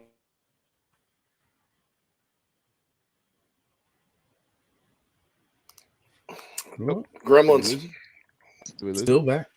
Yeah, Tom Watson in the final rounds. Last thing he said. So we'll pick that back up when he gets back. It's cell phones, man. It's beautiful. It's beautiful. Yeah. Right now, Victor Hovland and Cam Young are at 3 under on top of the leaderboard. Meredith, what have you? Obviously, you know this course well as too because you played it. What have you seen early here on Thursday? Well, number one, starting hole is probably one of the toughest starting holes in Masters, not only the Masters, but in like major championships. So getting off to a good start there, getting a par on number one is crucial because then you turn around to number two, everybody can make birdie there. So if you can withstand that and go 1 under on those first couple holes, because what a lot of people don't realize is 4, 5, and 6 are probably the toughest stretch on that front 9, 4, 5, and 6. I can already tell watching the coverage right now is presenting some problems for some of the top tier guys. If you can survive 4, 5, and 6 at 1, 2 under par and make the turn, you got some scoring opportunities on the back. So that's kind of what I've seen early, is weather that storm from number 4, 5, and 6. So do we have Michael back? Can we hear him? Yeah, I'm here. Yeah. Okay. All right. Yeah. So this is to both y'all. Meredith, I'll ask him first, and then we'll move it over to you. We know what's coming. We know weather is on the way. It's going to be in, later tonight in Augusta, and it'll carry us through the weekend. So how important is today? I really don't even know how to ask this question other than, there's only 14 under par right now, very early. Clearly, the tournament's only been going on for a couple hours. But with what's coming, Mike, how important is scoring in round one? I think it's very important. I think a lot of it based on tee times. I think the guys that are going out early today that are going to be playing late tomorrow might have a little bit of advantage. I could be wrong. Things can change, but it looks like it might be a little bit warmer tomorrow afternoon potentially. Maybe it could dry out a little bit for those. I think create some better scoring potential. But yeah, today's just kind of your day to set your number. There's been multiple Masters where they've gone pretty low the first day, and then everything kind of idles the rest of the weekend because it's kind of a war of attrition at that point in time with weather and delays and stuff like that. So that's my thoughts on it with what the week looks like right now. Meredith, if there is a bunch of rain, how does that affecting you in Augusta and affecting you on the common golf course are two different things. I understand that. Right. But when there is, knowing what Augusta is like, as much as we can know, what effects would we see from all this rain? How would it change the play of the course? It's tough to say because I don't know how severe it's going to be. If it's just it sounds like it's going to be pretty painful. Pretty tough weather conditions. So I'm not sure. Obviously, with a softer golf course, it's going to play into the hands of somebody like Rory, who hits it 310 on the fly. You're not going to get a lot of rollout when it comes to driver. It's a bear of a long golf course in the first place, but then you get it soft and there's not a lot of rollout. That's going to favor the guys like Rory. What's it like as a golfer when you get a weather delay and you're just sitting around, you're ready to play? And what's that like? We go through it a lot. I mean, from junior golf to high school to college, you deal with it in different. Everybody's different, but it's just something it's kind of common with our sport. And so you're going in the clubhouse, relaxing, trying to get your mind off of golf and kind of regroup. Sometimes it's a great thing. If you watch the Augusta National Women's Amateur, there was a rain delay, and it really benefited Rose Zhang, who ended up winning the tournament because she got off to a little bit of a rocky start. There's no timeouts in golf, right? So if you're kind of spiraling, it's tough to get yourself back into it. But that weather delay, I think, helped her kind of calm her nerves, regroup, and then go back out. And eventually she won that golf tournament. So Meredith Taylor, of course, if you want golf lessons, McKellar Enterprises, where you can get them virtually as well. And they're really good. They'll make you better because there's a lot of people that have done it and they've made them better. All right, so we'll bring back Mike. All right, so look, the course has changed. They have some changes every year. They've lengthened a couple of holes. We know that. They're always going to do a couple little things here and there. But overall, Michael, the Augusta is still Augusta. Even with changes, it's Augusta. And I don't think that there's a better way to describe that other than Tiger Woods, for instance. I know he's 3 over today. He's having a tough go of it with his health and things like that. But the one thing that you say about Tiger every year, and generally about most of these other golfers, but as much as they're playing it, they know the course. They understand it. And that's what gives a guy who maybe or at least going into a tournament, like a guy like Tiger who's not healthy or somebody else who just hasn't really been playing well, you go, well, they can probably get right at Augusta. And that sounds kind of strange because it's such a difficult tournament to play in. But when you know the course inside and out, that obviously is going to help you. So tell us about the course. You've played it, you've caddied it. You have different perspectives on it. How do you learn Augusta, and how does that help you? Yeah, I mean, obviously, the caddies out there now have been around it tons of times, so that can help a lot of players. But having a comfort level, I mean, Tiger is probably better than anybody in that field right now, and unfortunately, he's not playing well today. And we all have heard in press conferences it could be it could be his last one, and who knows with his health and all that. I mean, we don't know his body as he does, but yeah, I mean, it's a place you got to get comfortable with. I mean, look, you hit it well, there's some scoring opportunities. You get going on the wrong side of it, and it can really drain you as a player because you're always in out of position and trying to fight it back. But yeah, they've made some changes. They've linked it, so these guys bomb it now. I remember growing up watching them hitting fairway woods in the 13, so I don't really feel sorry for them that they're hitting 5 irons. It's true. But yeah, so it's it's those things. The game's changed a lot. They've made changes and kept the integrity of the golf course. I think just can't really say what I think that means to golf and means to Augusta National. Meredith, do you have a pick, and do you have a dark horse pick? Oy. So before you came on, I was like, everybody's been asking me that. And I'm like, God, it's a coin flip because and that's what makes it so fun is there's so many good storylines. I was saying before, world number 1, Scotty Scheffler. You go with the hot hand, not a bad pick. And he's coming off of last year, just absolutely railing everybody in the field. And people forget that Rory finished second last year and he shot 8 under on Sunday. So don't forget about that. If he didn't run into a buzzsaw that was Scotty Scheffler, he would have a green jacket on. My fun tidbit I saw this morning, Jordan Spieth, who is coming into form this week. I haven't seen him this confident in a long time. He's won the past 2 years on Easter Sunday. You remember he won at the Heritage last year on Easter Sunday, and then the year before that he won at the Texas Open on Easter Sunday. Just a fun little nugget. Wow. I saw that this morning. And he always plays well at Augusta. John Rahm, world number 3.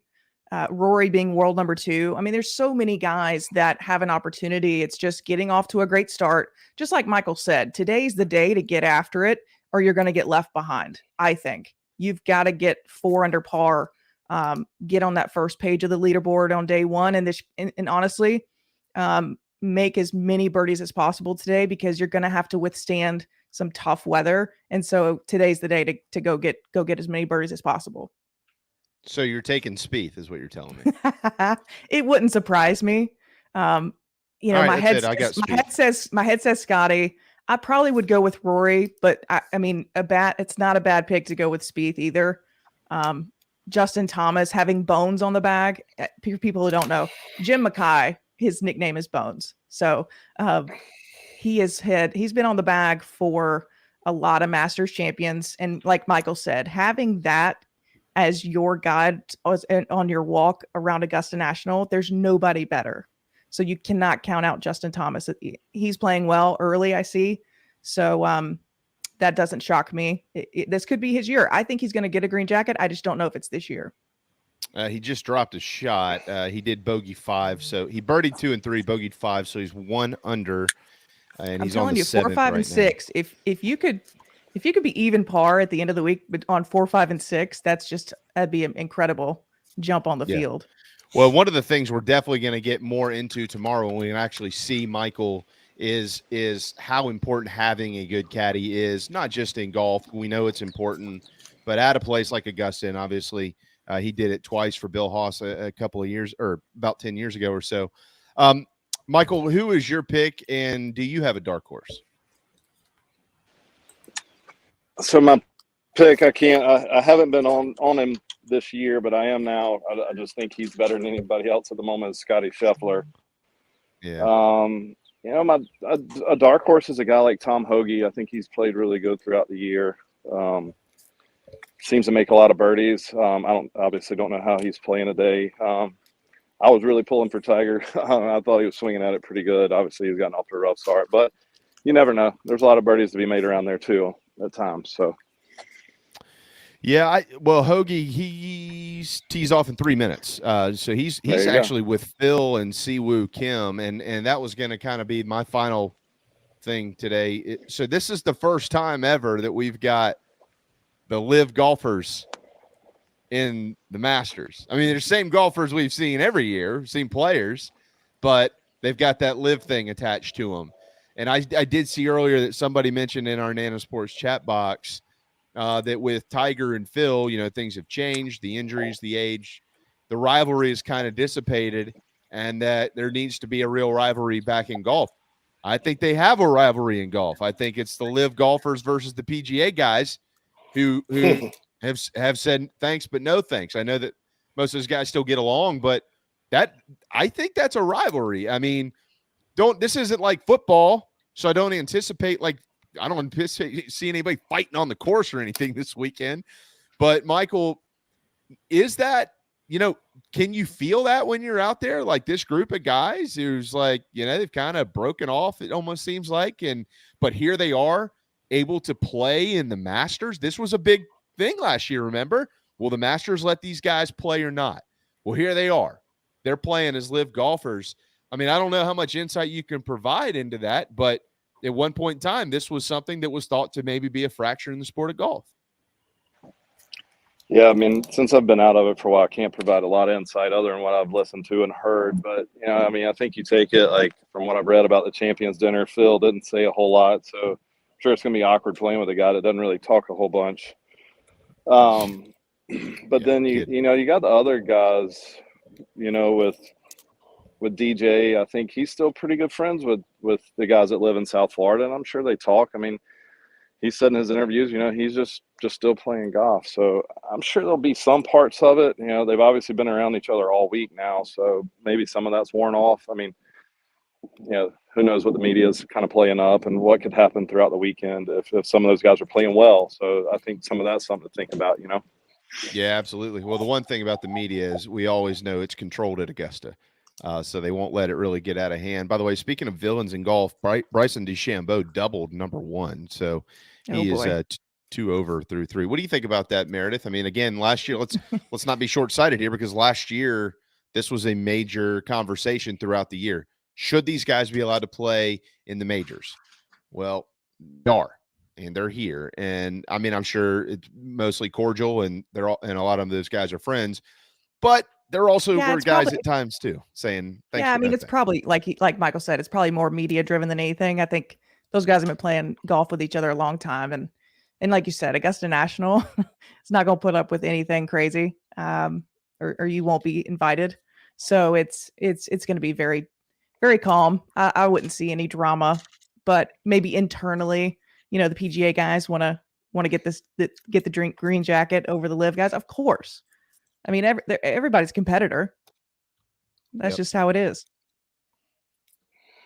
All right, I'm going to go with I'm going to go off the radar this week and say that Colin Morikawa wins. He was what did he finish last year? 4th or 5th? It was top 10. I don't recall exactly where he finished. Yeah. But well, just so y'all know. You remember on 18 last year when Rory holed it out of the bunker on 18, and then he was playing with Colin, and Colin also holed out from the bunker on 18. And they just so smiled. One of the wildest things I've ever seen. Yeah. Well, just so you know. Yeah, go ahead. Good.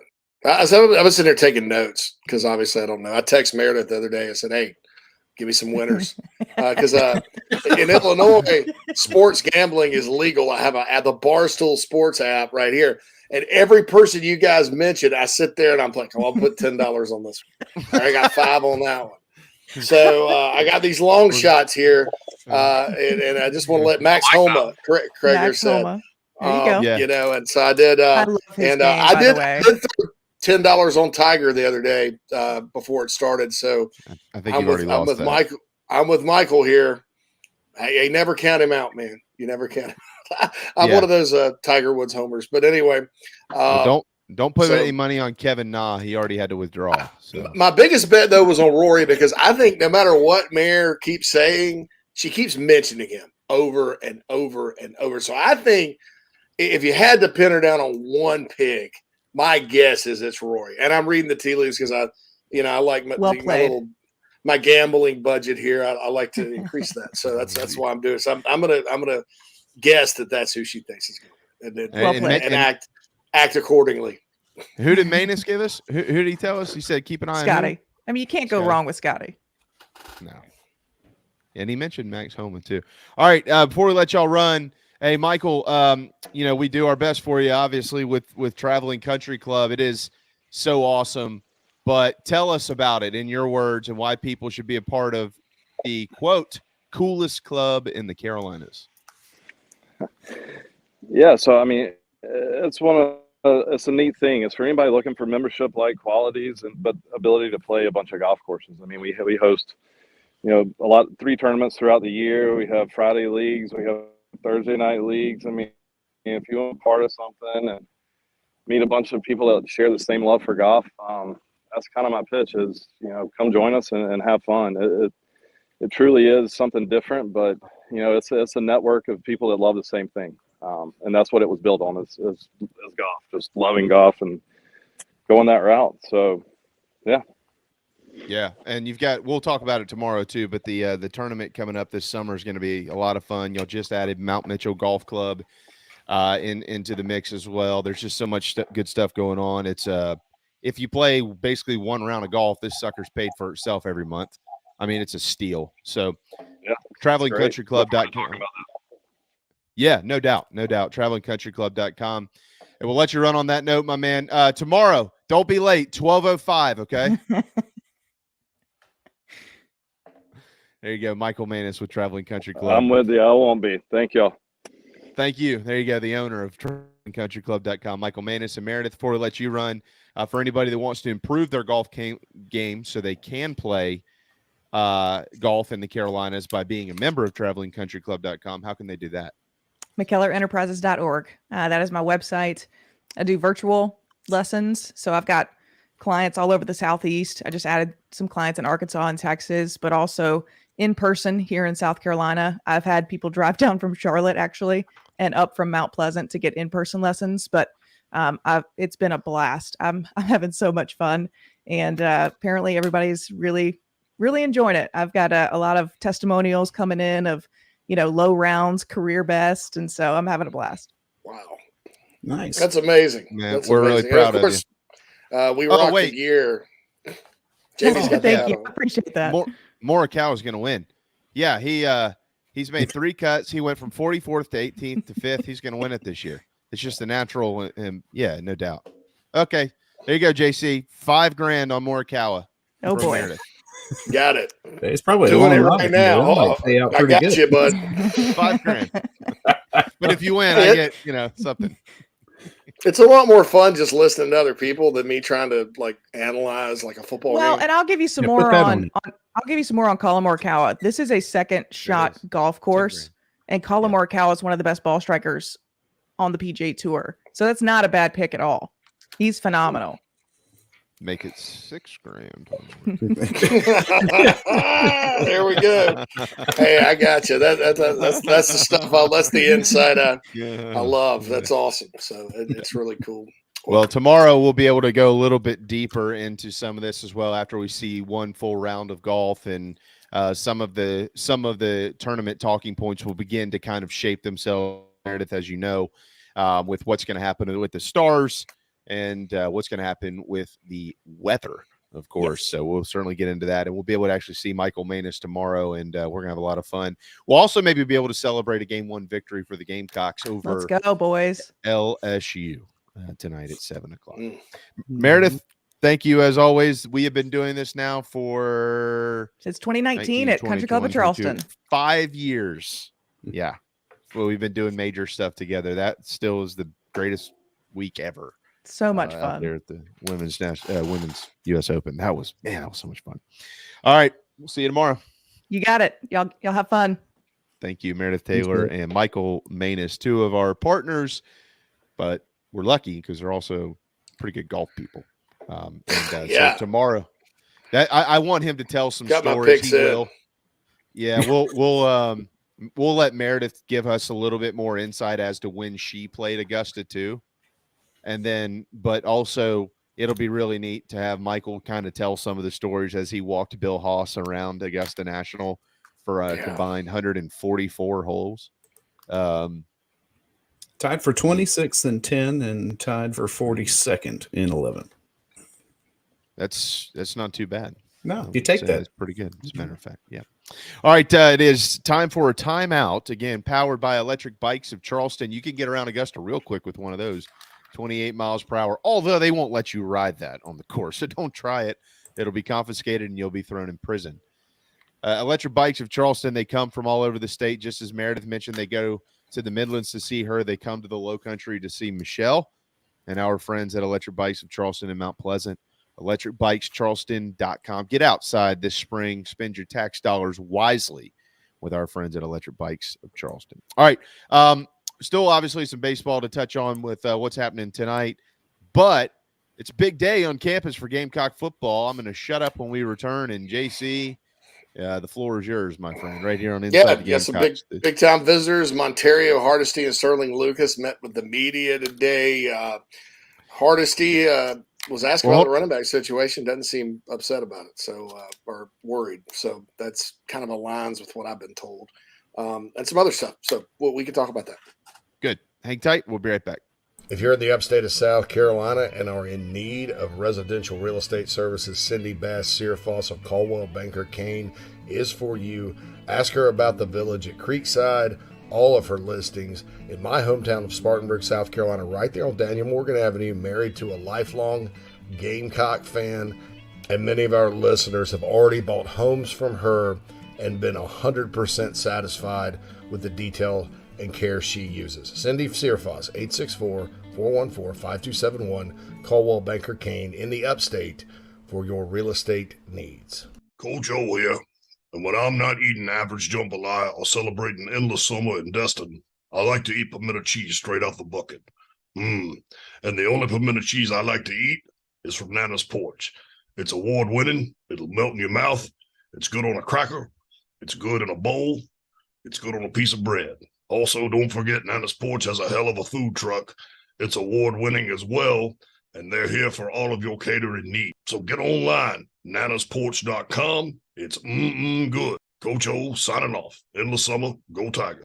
The preferred sign partner of Gamecock Athletics is Signorama Columbia, and they should be yours too. A full-service sign company that handles design, production, install, and service, Signorama Columbia has helped to bring to life the perfect vision for so many all across South Carolina. Owned and operated by proud Gamecock alumni, they can handle all types of signage, including interior and exterior, vehicle graphics, and more. Go to Signorama.com and find the West Columbia location, or call them at 803-407-9284. Bring your brand to life with Signorama Columbia, and go Gamecocks.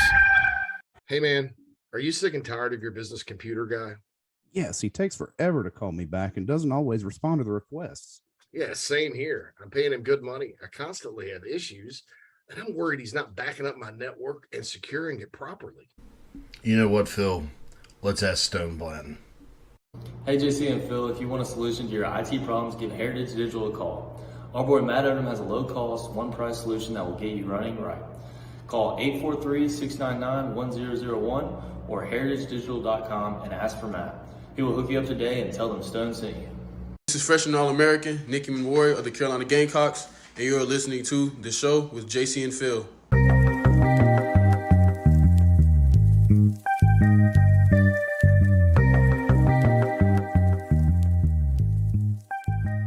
Welcome back, everybody, to Inside the Gamecocks, the show, presented to you by Express Sunrooms of Columbia. Get in touch with John and his team about how they can bring in some more sunshine into your life for the summer. And good to have Meredith and Michael on to talk some golf. I enjoy golf. I like watching golf. I like the idea of golfing. Yes. But I've just never done it. So, maybe I do need to give Meredith a call. Well, when I move back, Phil, we're gonna take it up. So get ready. Let's do it. It may take us 5 hours to play 18 holes. I was about to say there is a thing called pace to play. But by God, we're gonna go play. One of my buddies drinks a beer per hole, and he got better once he started doing that. So, I don't know about driving the cart once you get to about 16. Jeez. Yeah. I don't mind walking. I can walk. My question is, could I drink 18 beers and play golf in that amount of time? And I'm like, well, it would depend on the weather. Because if it's 98 and humid and I'm sweating, yeah, I think most of it would be. I think I could get through 18. I'd need an Uber, but I'd get through it. But man, and if it's cold and overcast, I'm out by 9. Keep in mind, Phil and his wife made it around Epcot drinking, around the world drinking. Okay. We did not. Yeah, that was like a beer a hole doesn't scare me. I can do that in the rain.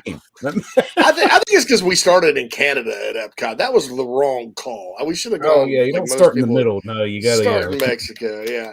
So anyway, but yeah, me and Phil will take it up eventually. JB, just let me get out of the frozen tundra up here, and I'll get it right. Meredith said she'd play with us.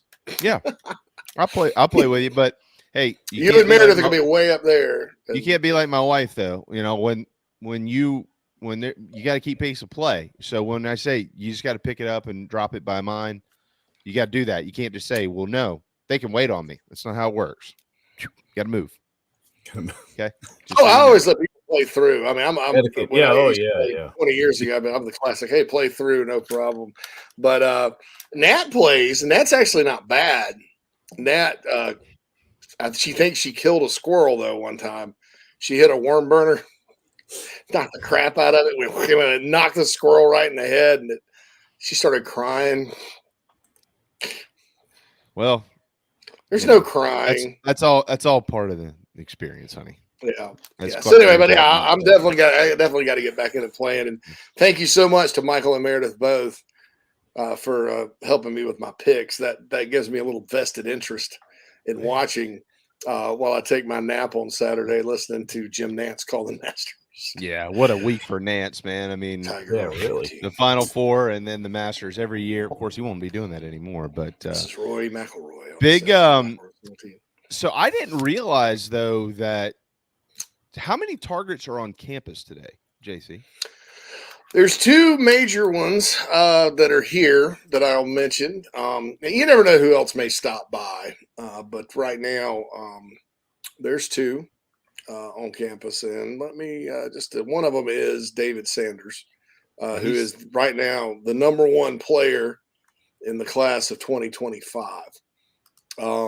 Out of Charlotte, offensive tackle, stud. He's number one by on three. I don't know what he's in the composite or whatever, but 2025 blows my mind, as far as looking down, looking even a class ahead. But he's there, and then you have Kamari How and realistic Franklin. is that? Because when you go to 24/7 Sports, you've got Georgia, Ohio State, and Alabama, the three juggernauts of college football, and then South Carolina, and you see the interest level is warm for all four of those. So for the common fan, when you see that, is South Carolina legitimately in the game with these three dudes for this guy? Yeah, there's another kid like that, Dylan Stewart out of D.C. in 2024, a DN, same exact scenario. Keep in mind, and I think with Sanders, it's probably going to come down to Georgia and South Carolina. And that's the 2025 kid. He's a Charlotte kid. South Carolina has had a bunch of. I mean, they still have some O linemen from the Charlotte area. I think, or did all the Charlotte kids leave? Yeah, Jalen Nichols is still there. It's right up the road. The Gamecocks have done a great job getting in early on him. But Georgia also does a really good job in the Charlotte area picking off guys. If we remember, Jordan Davis obviously was a Bulldog. They got a corner out of Charlotte this year. They got a linebacker, I think, out of Charlotte. So they do well in the Charlotte area. And their success speaks for itself. And so that's going to be, in my opinion, in this early stage, Georgia, South Carolina. Now, you never know. Ohio State's great. He may go to Alabama and fall in love. But I mean, in the next two cycles, man, South Carolina's up there for some guys that have offers and are wanted by the best programs in college football. And if they can land them, man, that's great. I mean, nobody thought Clemson was going to get C.J. Spiller or Sammy Watkins or, people forget they got Robert Kimdichie for a short time before he ended up at Ole Miss. So it's not unheard of for a program that's kind of on the rise to land elite guys. I think, out of state guys, with South Carolina, given the history and the fact they haven't signed many 5-stars from out of state, it kind of always gives you pause. But I think that's the deal there. But he's good. Go ahead. No, I was gonna. Well, Carolina signed a bunch of linemen in the last two classes. Do you think that's having any effect on David Sanders? Obviously, they've turned things around. They're winning games, but knowing that he would come in and play with a bunch of, I mean, you don't want to be the only stud offensive lineman on an offensive line. You want to play with other good players. I think what the way they recruit offensive linemen, they recruit groups well. They don't sell you as come in here, we need you to start. Come in here, we need you guys to be part of a transformational group. And Lonnie Teasley, I've mentioned this before. Greg Atkins is still involved as an analyst. Sam Searby, all those guys that help with recruiting and coaching the O-line, they are a great team. They work together as a team and do better than anybody. Lonnie Teasley is amazing. As far as how he sets the tone with relationships with players and things like that. And I think that, if you look at the way South Carolina's been recruiting offensive linemen, it makes sense for them to get David Sanders. I mean, he's in Charlotte. He's right up the road. I mean, he's elite. They're signing 2 elite tackles in this class. They signed some elite guys in the last class. And, with offensive line, you could say they're elite right now, but they definitely have to develop. So don't go thinking they call it the Great Wall of Carolina. Don't go thinking that Carolina is going to be like the 95 Nebraska Cornhuskers anytime soon. Heck, I'll take the 2017 Georgia Bulldogs right now as far as quality of O-line. But they're getting there, and it doesn't surprise me at all. I mean, realistically, when this program is at its height and at its best, South Carolina should be competitive for every big-time player in Charlotte, no matter what that they want. Charlotte should be, and has been through the years. They've gotten some good players out of there. Prime recruiting ground for the Gamecocks because it's closer to Columbia than it is to Chapel Hill. Mm-hmm. And you have a big contingent there. You have a large suburb of that city that is a Gamecock town where many of the better players in recent history have come from in Rock Hill. So you should be able to recruit Charlotte. And I think that as the Mac Brown era at North Carolina sort of heads towards its twilight, so to speak, Charlotte's wide open. I do believe, though, kids in that area aren't necessarily just saying North South Carolina. Kids in that area do love to go to other schools. I mean, Florida got DJ Humphreys and Brandon Spikes out of the greater Charlotte area. When Urban was there and then when Muschamp was there getting DJ Humphreys. Florida loves getting guys from Ohio State, Notre Dame. Everybody recruits Charlotte. So it's not just a given when Mac Brown hangs it up. Oh, the Gamecocks are going to start getting all these players. Clemson gets players from there, et cetera, et cetera. But if you are the Gamecocks, when your program is rolling, Charlotte should be a pretty good pocket for you. And David Sanders is a guy that they've been building a relationship with for a long time.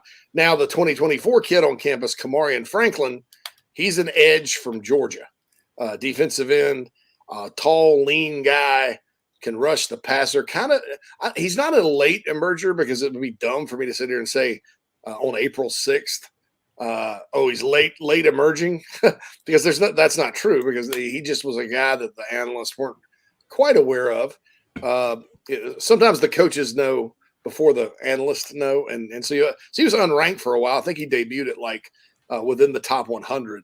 But big long guy that's can rush the passer, which is something the Gamecocks need.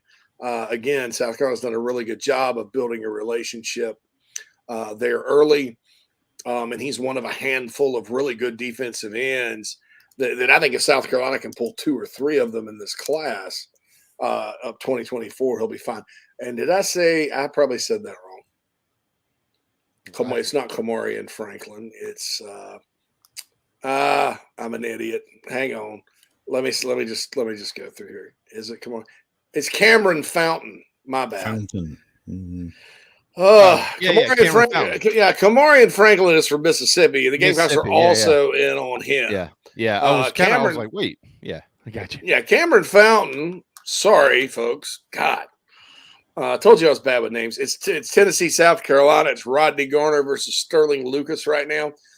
Cameron's from Booker T. Washington in Atlanta, inner city Atlanta, 6'6", 237. So kind of a taller, leaner guy, built a lot like Desmond Umeozulu. And, I kind of a lot of times like to look at recruiting over the course of 3 classes. You start thinking about it, guys. Okay, well, if you got Desmond and he ends up being a stud and you got this Cameron Fountain guy, all of a sudden everybody that's, thought that, you have to have Devin Taylor, guys built like Devin Taylor and Jadeveon Clowney to be good at defensive end, which isn't always true. But let's just say for poops and giggles here that they get these guys. There you go. There's your prototypes on the edge, like Carolina had during that run under Spurrier, and probably have more of them. But you got to beat Tennessee on Cameron Fountain. He's officially visiting there June 23rd. I assume he will set an official visit to South Carolina for June as well. Tennessee, I think South Carolina probably has a better story to tell them as far as playing time because Tennessee got 2 or 3 really good edge players in the last 2 classes, and South Carolina kind of needs them. But, Rodney Garner in Atlanta, I don't know, man. He has a long history down there, so it's going to be a challenge for Sterling Lucas and the coaching staff to win this one. But, man, you're in the SEC, okay? You are going to have to beat other really good programs and good recruiters on just about anybody you want to sign. So Gamecocks should be used to it. But, he's on campus today along with David Sanders. Both are big priorities for 2024 and 2025.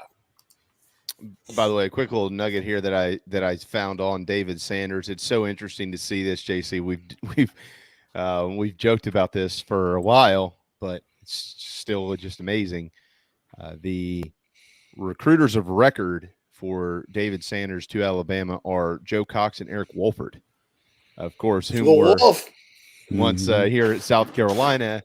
As a matter of fact, essentially that entire staff, with the exception of a couple of dudes, are at Georgia and Alabama. Yeah, so here we are.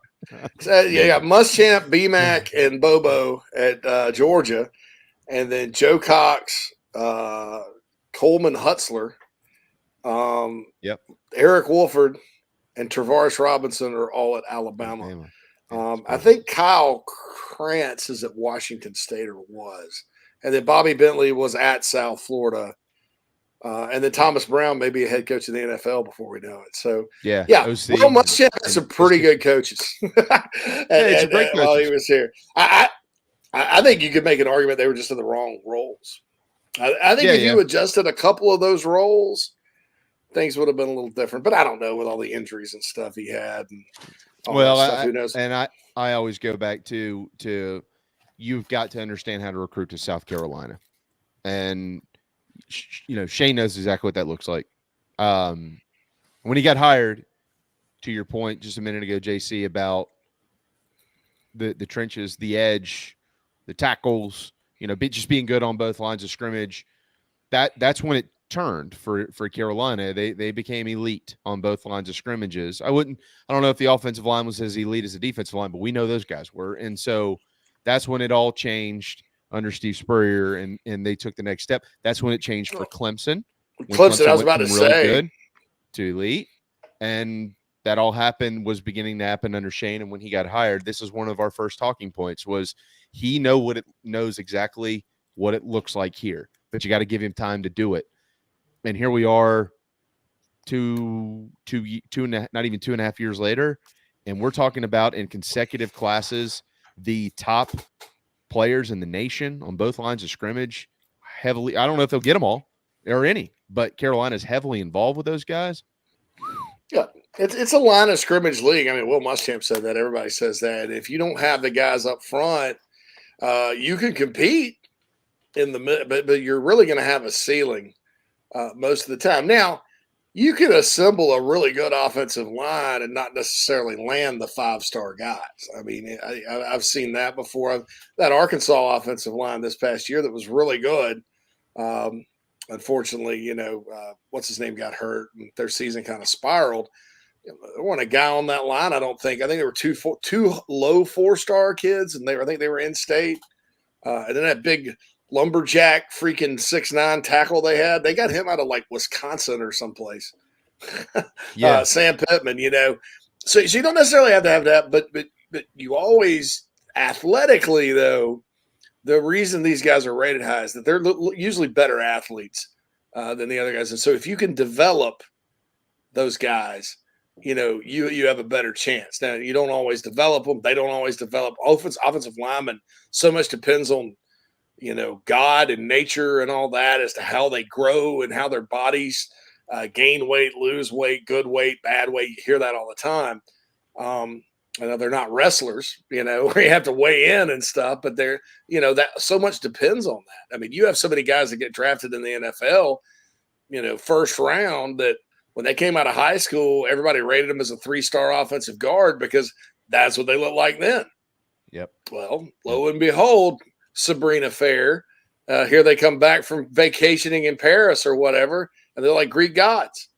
So, and it doesn't even – y'all didn't like my Sabrina reference, did you? Nobody knows what that is. And so there we go. And so that position, unlike maybe any other, it just depends so much on Mother Nature and desire. There's injuries there. I mean, it's a crapshoot. But man, if you, the key is, this is what Beamer, to your point, JB, and his staff are really getting, is you can never have too many, because the more you get, what Brad Lawing always say, if you sign 5 and 3 of them pan out, that's good on the O-line. And he's absolutely right. So if you sign 15 and you get 3, you got 9. and that's a good deal. So and I think that's the deal there. Blind Squirrel Sports has invaded the chat box. He's our resident dog. Yeah, well, he's got some good stuff. We got to hit our final timeout though. So I didn't see that. Oh, man, it's 12:53. We'll answer those when we get back, including one of the great national days of the year, right here on Inside the Gamecocks, the show. Ooh, I'm done it. The days of being back in the pool and boat are quickly approaching. Many of us don't have the time to hit the gym, but Charleston Fitness Equipment can change that for you. Outfit your home with a treadmill, elliptical, or my favorite, a home rower that allows you to row with the pros all over the world. They have free weights, home gyms, flooring, and much more that makes keeping or getting in shape much more convenient. Located in Mount Pleasant, visit charlestonfitnessequipment.com for more. Get in shape like our Gamecocks. Charleston Fitness Equipment, proud partners of Inside the Gamecocks, the show.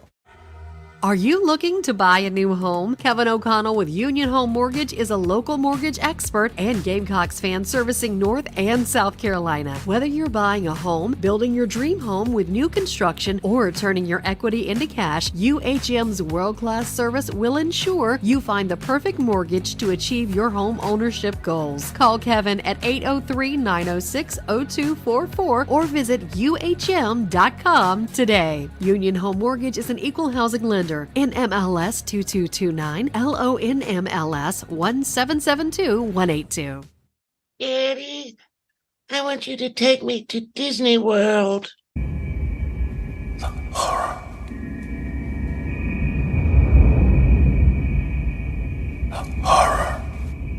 Calm down. JC is here. As y'all know, folks, the family and I have visited Disney World many times, but it can be overwhelming, especially if it's your first time going to the most magical place on earth. I highly recommend wherethisroadleads.com and my friend Cherie, a certified Disney vacation planner. That's right, the mouse has given her permission to book your family vacation hassle-free. You don't know where to go, don't know where to stay, don't know where to eat, don't know what to do. It can be overwhelming. So get on wherethisroadleads.com and schedule your free consultation right now. She can help you out. The prices are very reasonable. You don't pay any extra fees. In fact, she's much more reasonable maybe than booking it straight through Disney. So for your next Disney vacation, or, more likely your first, so you don't panic, go to wherethisroadleads.com and talk to Cherie, certified Disney vacation planner, a partner of Inside the Gamecocks, the show. This is Braylon Wimmer, South Carolina Gamecock Baseball, and you are listening to Inside the Gamecocks, the show. Go Cox!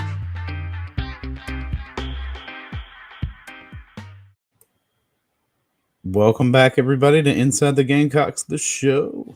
Presented to you by Express Sunruns of Columbia, live from the Sinorama Columbia Studios. Enjoying your snack, JC? By the way, Victor Hovland has shot out to a 2-stroke lead here at 5 under through 9. He is on fire. He's birdied 3 of his last 4. He eagled 2. And so he's 2 shots up on John Rahm, whom we talked about earlier with the 4-putt and with Chris, but he's good enough to make a run. And you know what? When you start 2 over and then 7 holes later, you are 3 under. That means you're on fire. He just eagled number 8, so he is at 3 under. And Tiger Woods also birdied 8, parred 9, and he is 2 over now, turning his attention to the back 9, where magic has happened in the past for Tiger. So we'll see what comes of it here in the next few holes. Excited to get off and watch that. But it is National Burrito Day. Anybody have a favorite burrito? I think my new favorite burrito is the cheesesteak burrito at the local Mexican place down the street. I didn't realize how good it was. I had it the other day and fell in love. If you have a favorite burrito, eat it today. And JC, I'll let you take it home. I know Blind Squirrel's got a bunch of stuff in here that you wanted to make sure you squeezed in before we get out of here. Yeah, I was just chewing on I cooked 3 ribeyes, a burrito, cast iron skillet the other night. Phil, and I just got I'm slicing them up like a carving station, so I was snacking on that. Blind Squirrel's worried about Georgia losing kids out of Georgia. I wouldn't worry about that. It was a concern of mine early, just from a Georgia perspective, because they were kind of going way out of state. I've always kind of thought your LSUs and your Georgias need to stay in state, and make sure they don't let kids leave. But Georgia as a state has gotten so many good players now, you can't possibly take them all. And what they're doing is the Alabama plan, which makes sense because Kirby came from Alabama. They're just go sign the best you can at every position. And, of course, I had questions. Why are you going to California to get a tight end? Why you go to Vegas to get a tight end? How stupid do I look? Why do you go to Arizona to get a corner? And Kylie Ringo, and those guys are Bowers, Washington, the big other tight end, and then Kylie Ringo, which are all studs. So what do I know? South Carolina's probably not in a position to beat Georgia on a lot of guys. If they're in the must-have era, there's some iffy, like I know that Kirby wanted JJ Enagbare, and South Carolina got him. I know Carolina had Devontae Wyatt, and he flipped to Georgia. Josh Van, I think it was 50-50 with the Georgia staff. They would have taken Van, but then the kid from Peach County was even with him on the board, so they just, took whichever one wanted to come. You said Bama got to commit from the number 8 player in Georgia, and I'll say this: Bama, if a team can go in there, Bama and Clemson both. Clemson still does quite well in Georgia. That's what I call tier 1, and by tier I don't necessarily mean rankings, star rankings. I mean who's after them. If Bama, Georgia, Clemson, Auburn, Tennessee, South Carolina, all those schools are after you, that's one tier. The next tier is just a little below Georgia's offer board. You got your Floridas, Tennessees, Auburn, South Carolina's battling there. Carolina needs to make a living in tier 2 in the state of Georgia. So that's the deal there. And then he asked, from a Palmetto State perspective, does Georgia seem vulnerable without Todd Monken calling the Dogs offense? I'll say this: no. But I say that because a lot of respect for Mike Bobo. I mean, I think the guy's a great play caller. And then number 2, you still can't replace Todd Monken, if that makes sense. No, I don't think it's gonna. I don't think Georgia's all of a sudden going to get. I mean, it's not like you brought James Coley back. That was a disaster. You got Mike Bobo sitting there, but I also think that Todd Monken was elite the last 2 years calling plays. So I hope that answer sort of makes sense as we wrap it up here on Masters Thursday. Hey, good stuff as always. Certainly looking forward to tomorrow because maybe we're celebrating a Game 1 win for South Carolina over LSU. Who knows? We'll find out. We will be joined again tomorrow by Meredith and Michael, as we will have a lot more from round 1 on the Masters going into the weekend. It will be cut day. Well, by the term it will be. By the weather, we don't know. That could not come possibly until Saturday or later. It looks rough. So certainly looking forward to that. We're also looking forward, at least temporarily, to having our friend Stuart Lake join us on Friday. However, again, the latest intel is that they are going to try to play very early tomorrow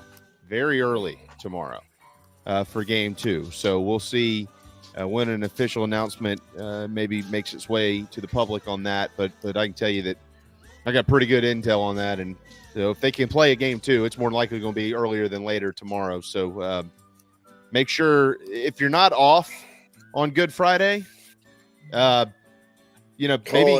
tell your boss. Yeah, tell your boss it's kind of a TBD thing right now. You hurt your foot, and you'll see if you can make it. So we're certainly, but co-pays are cheap.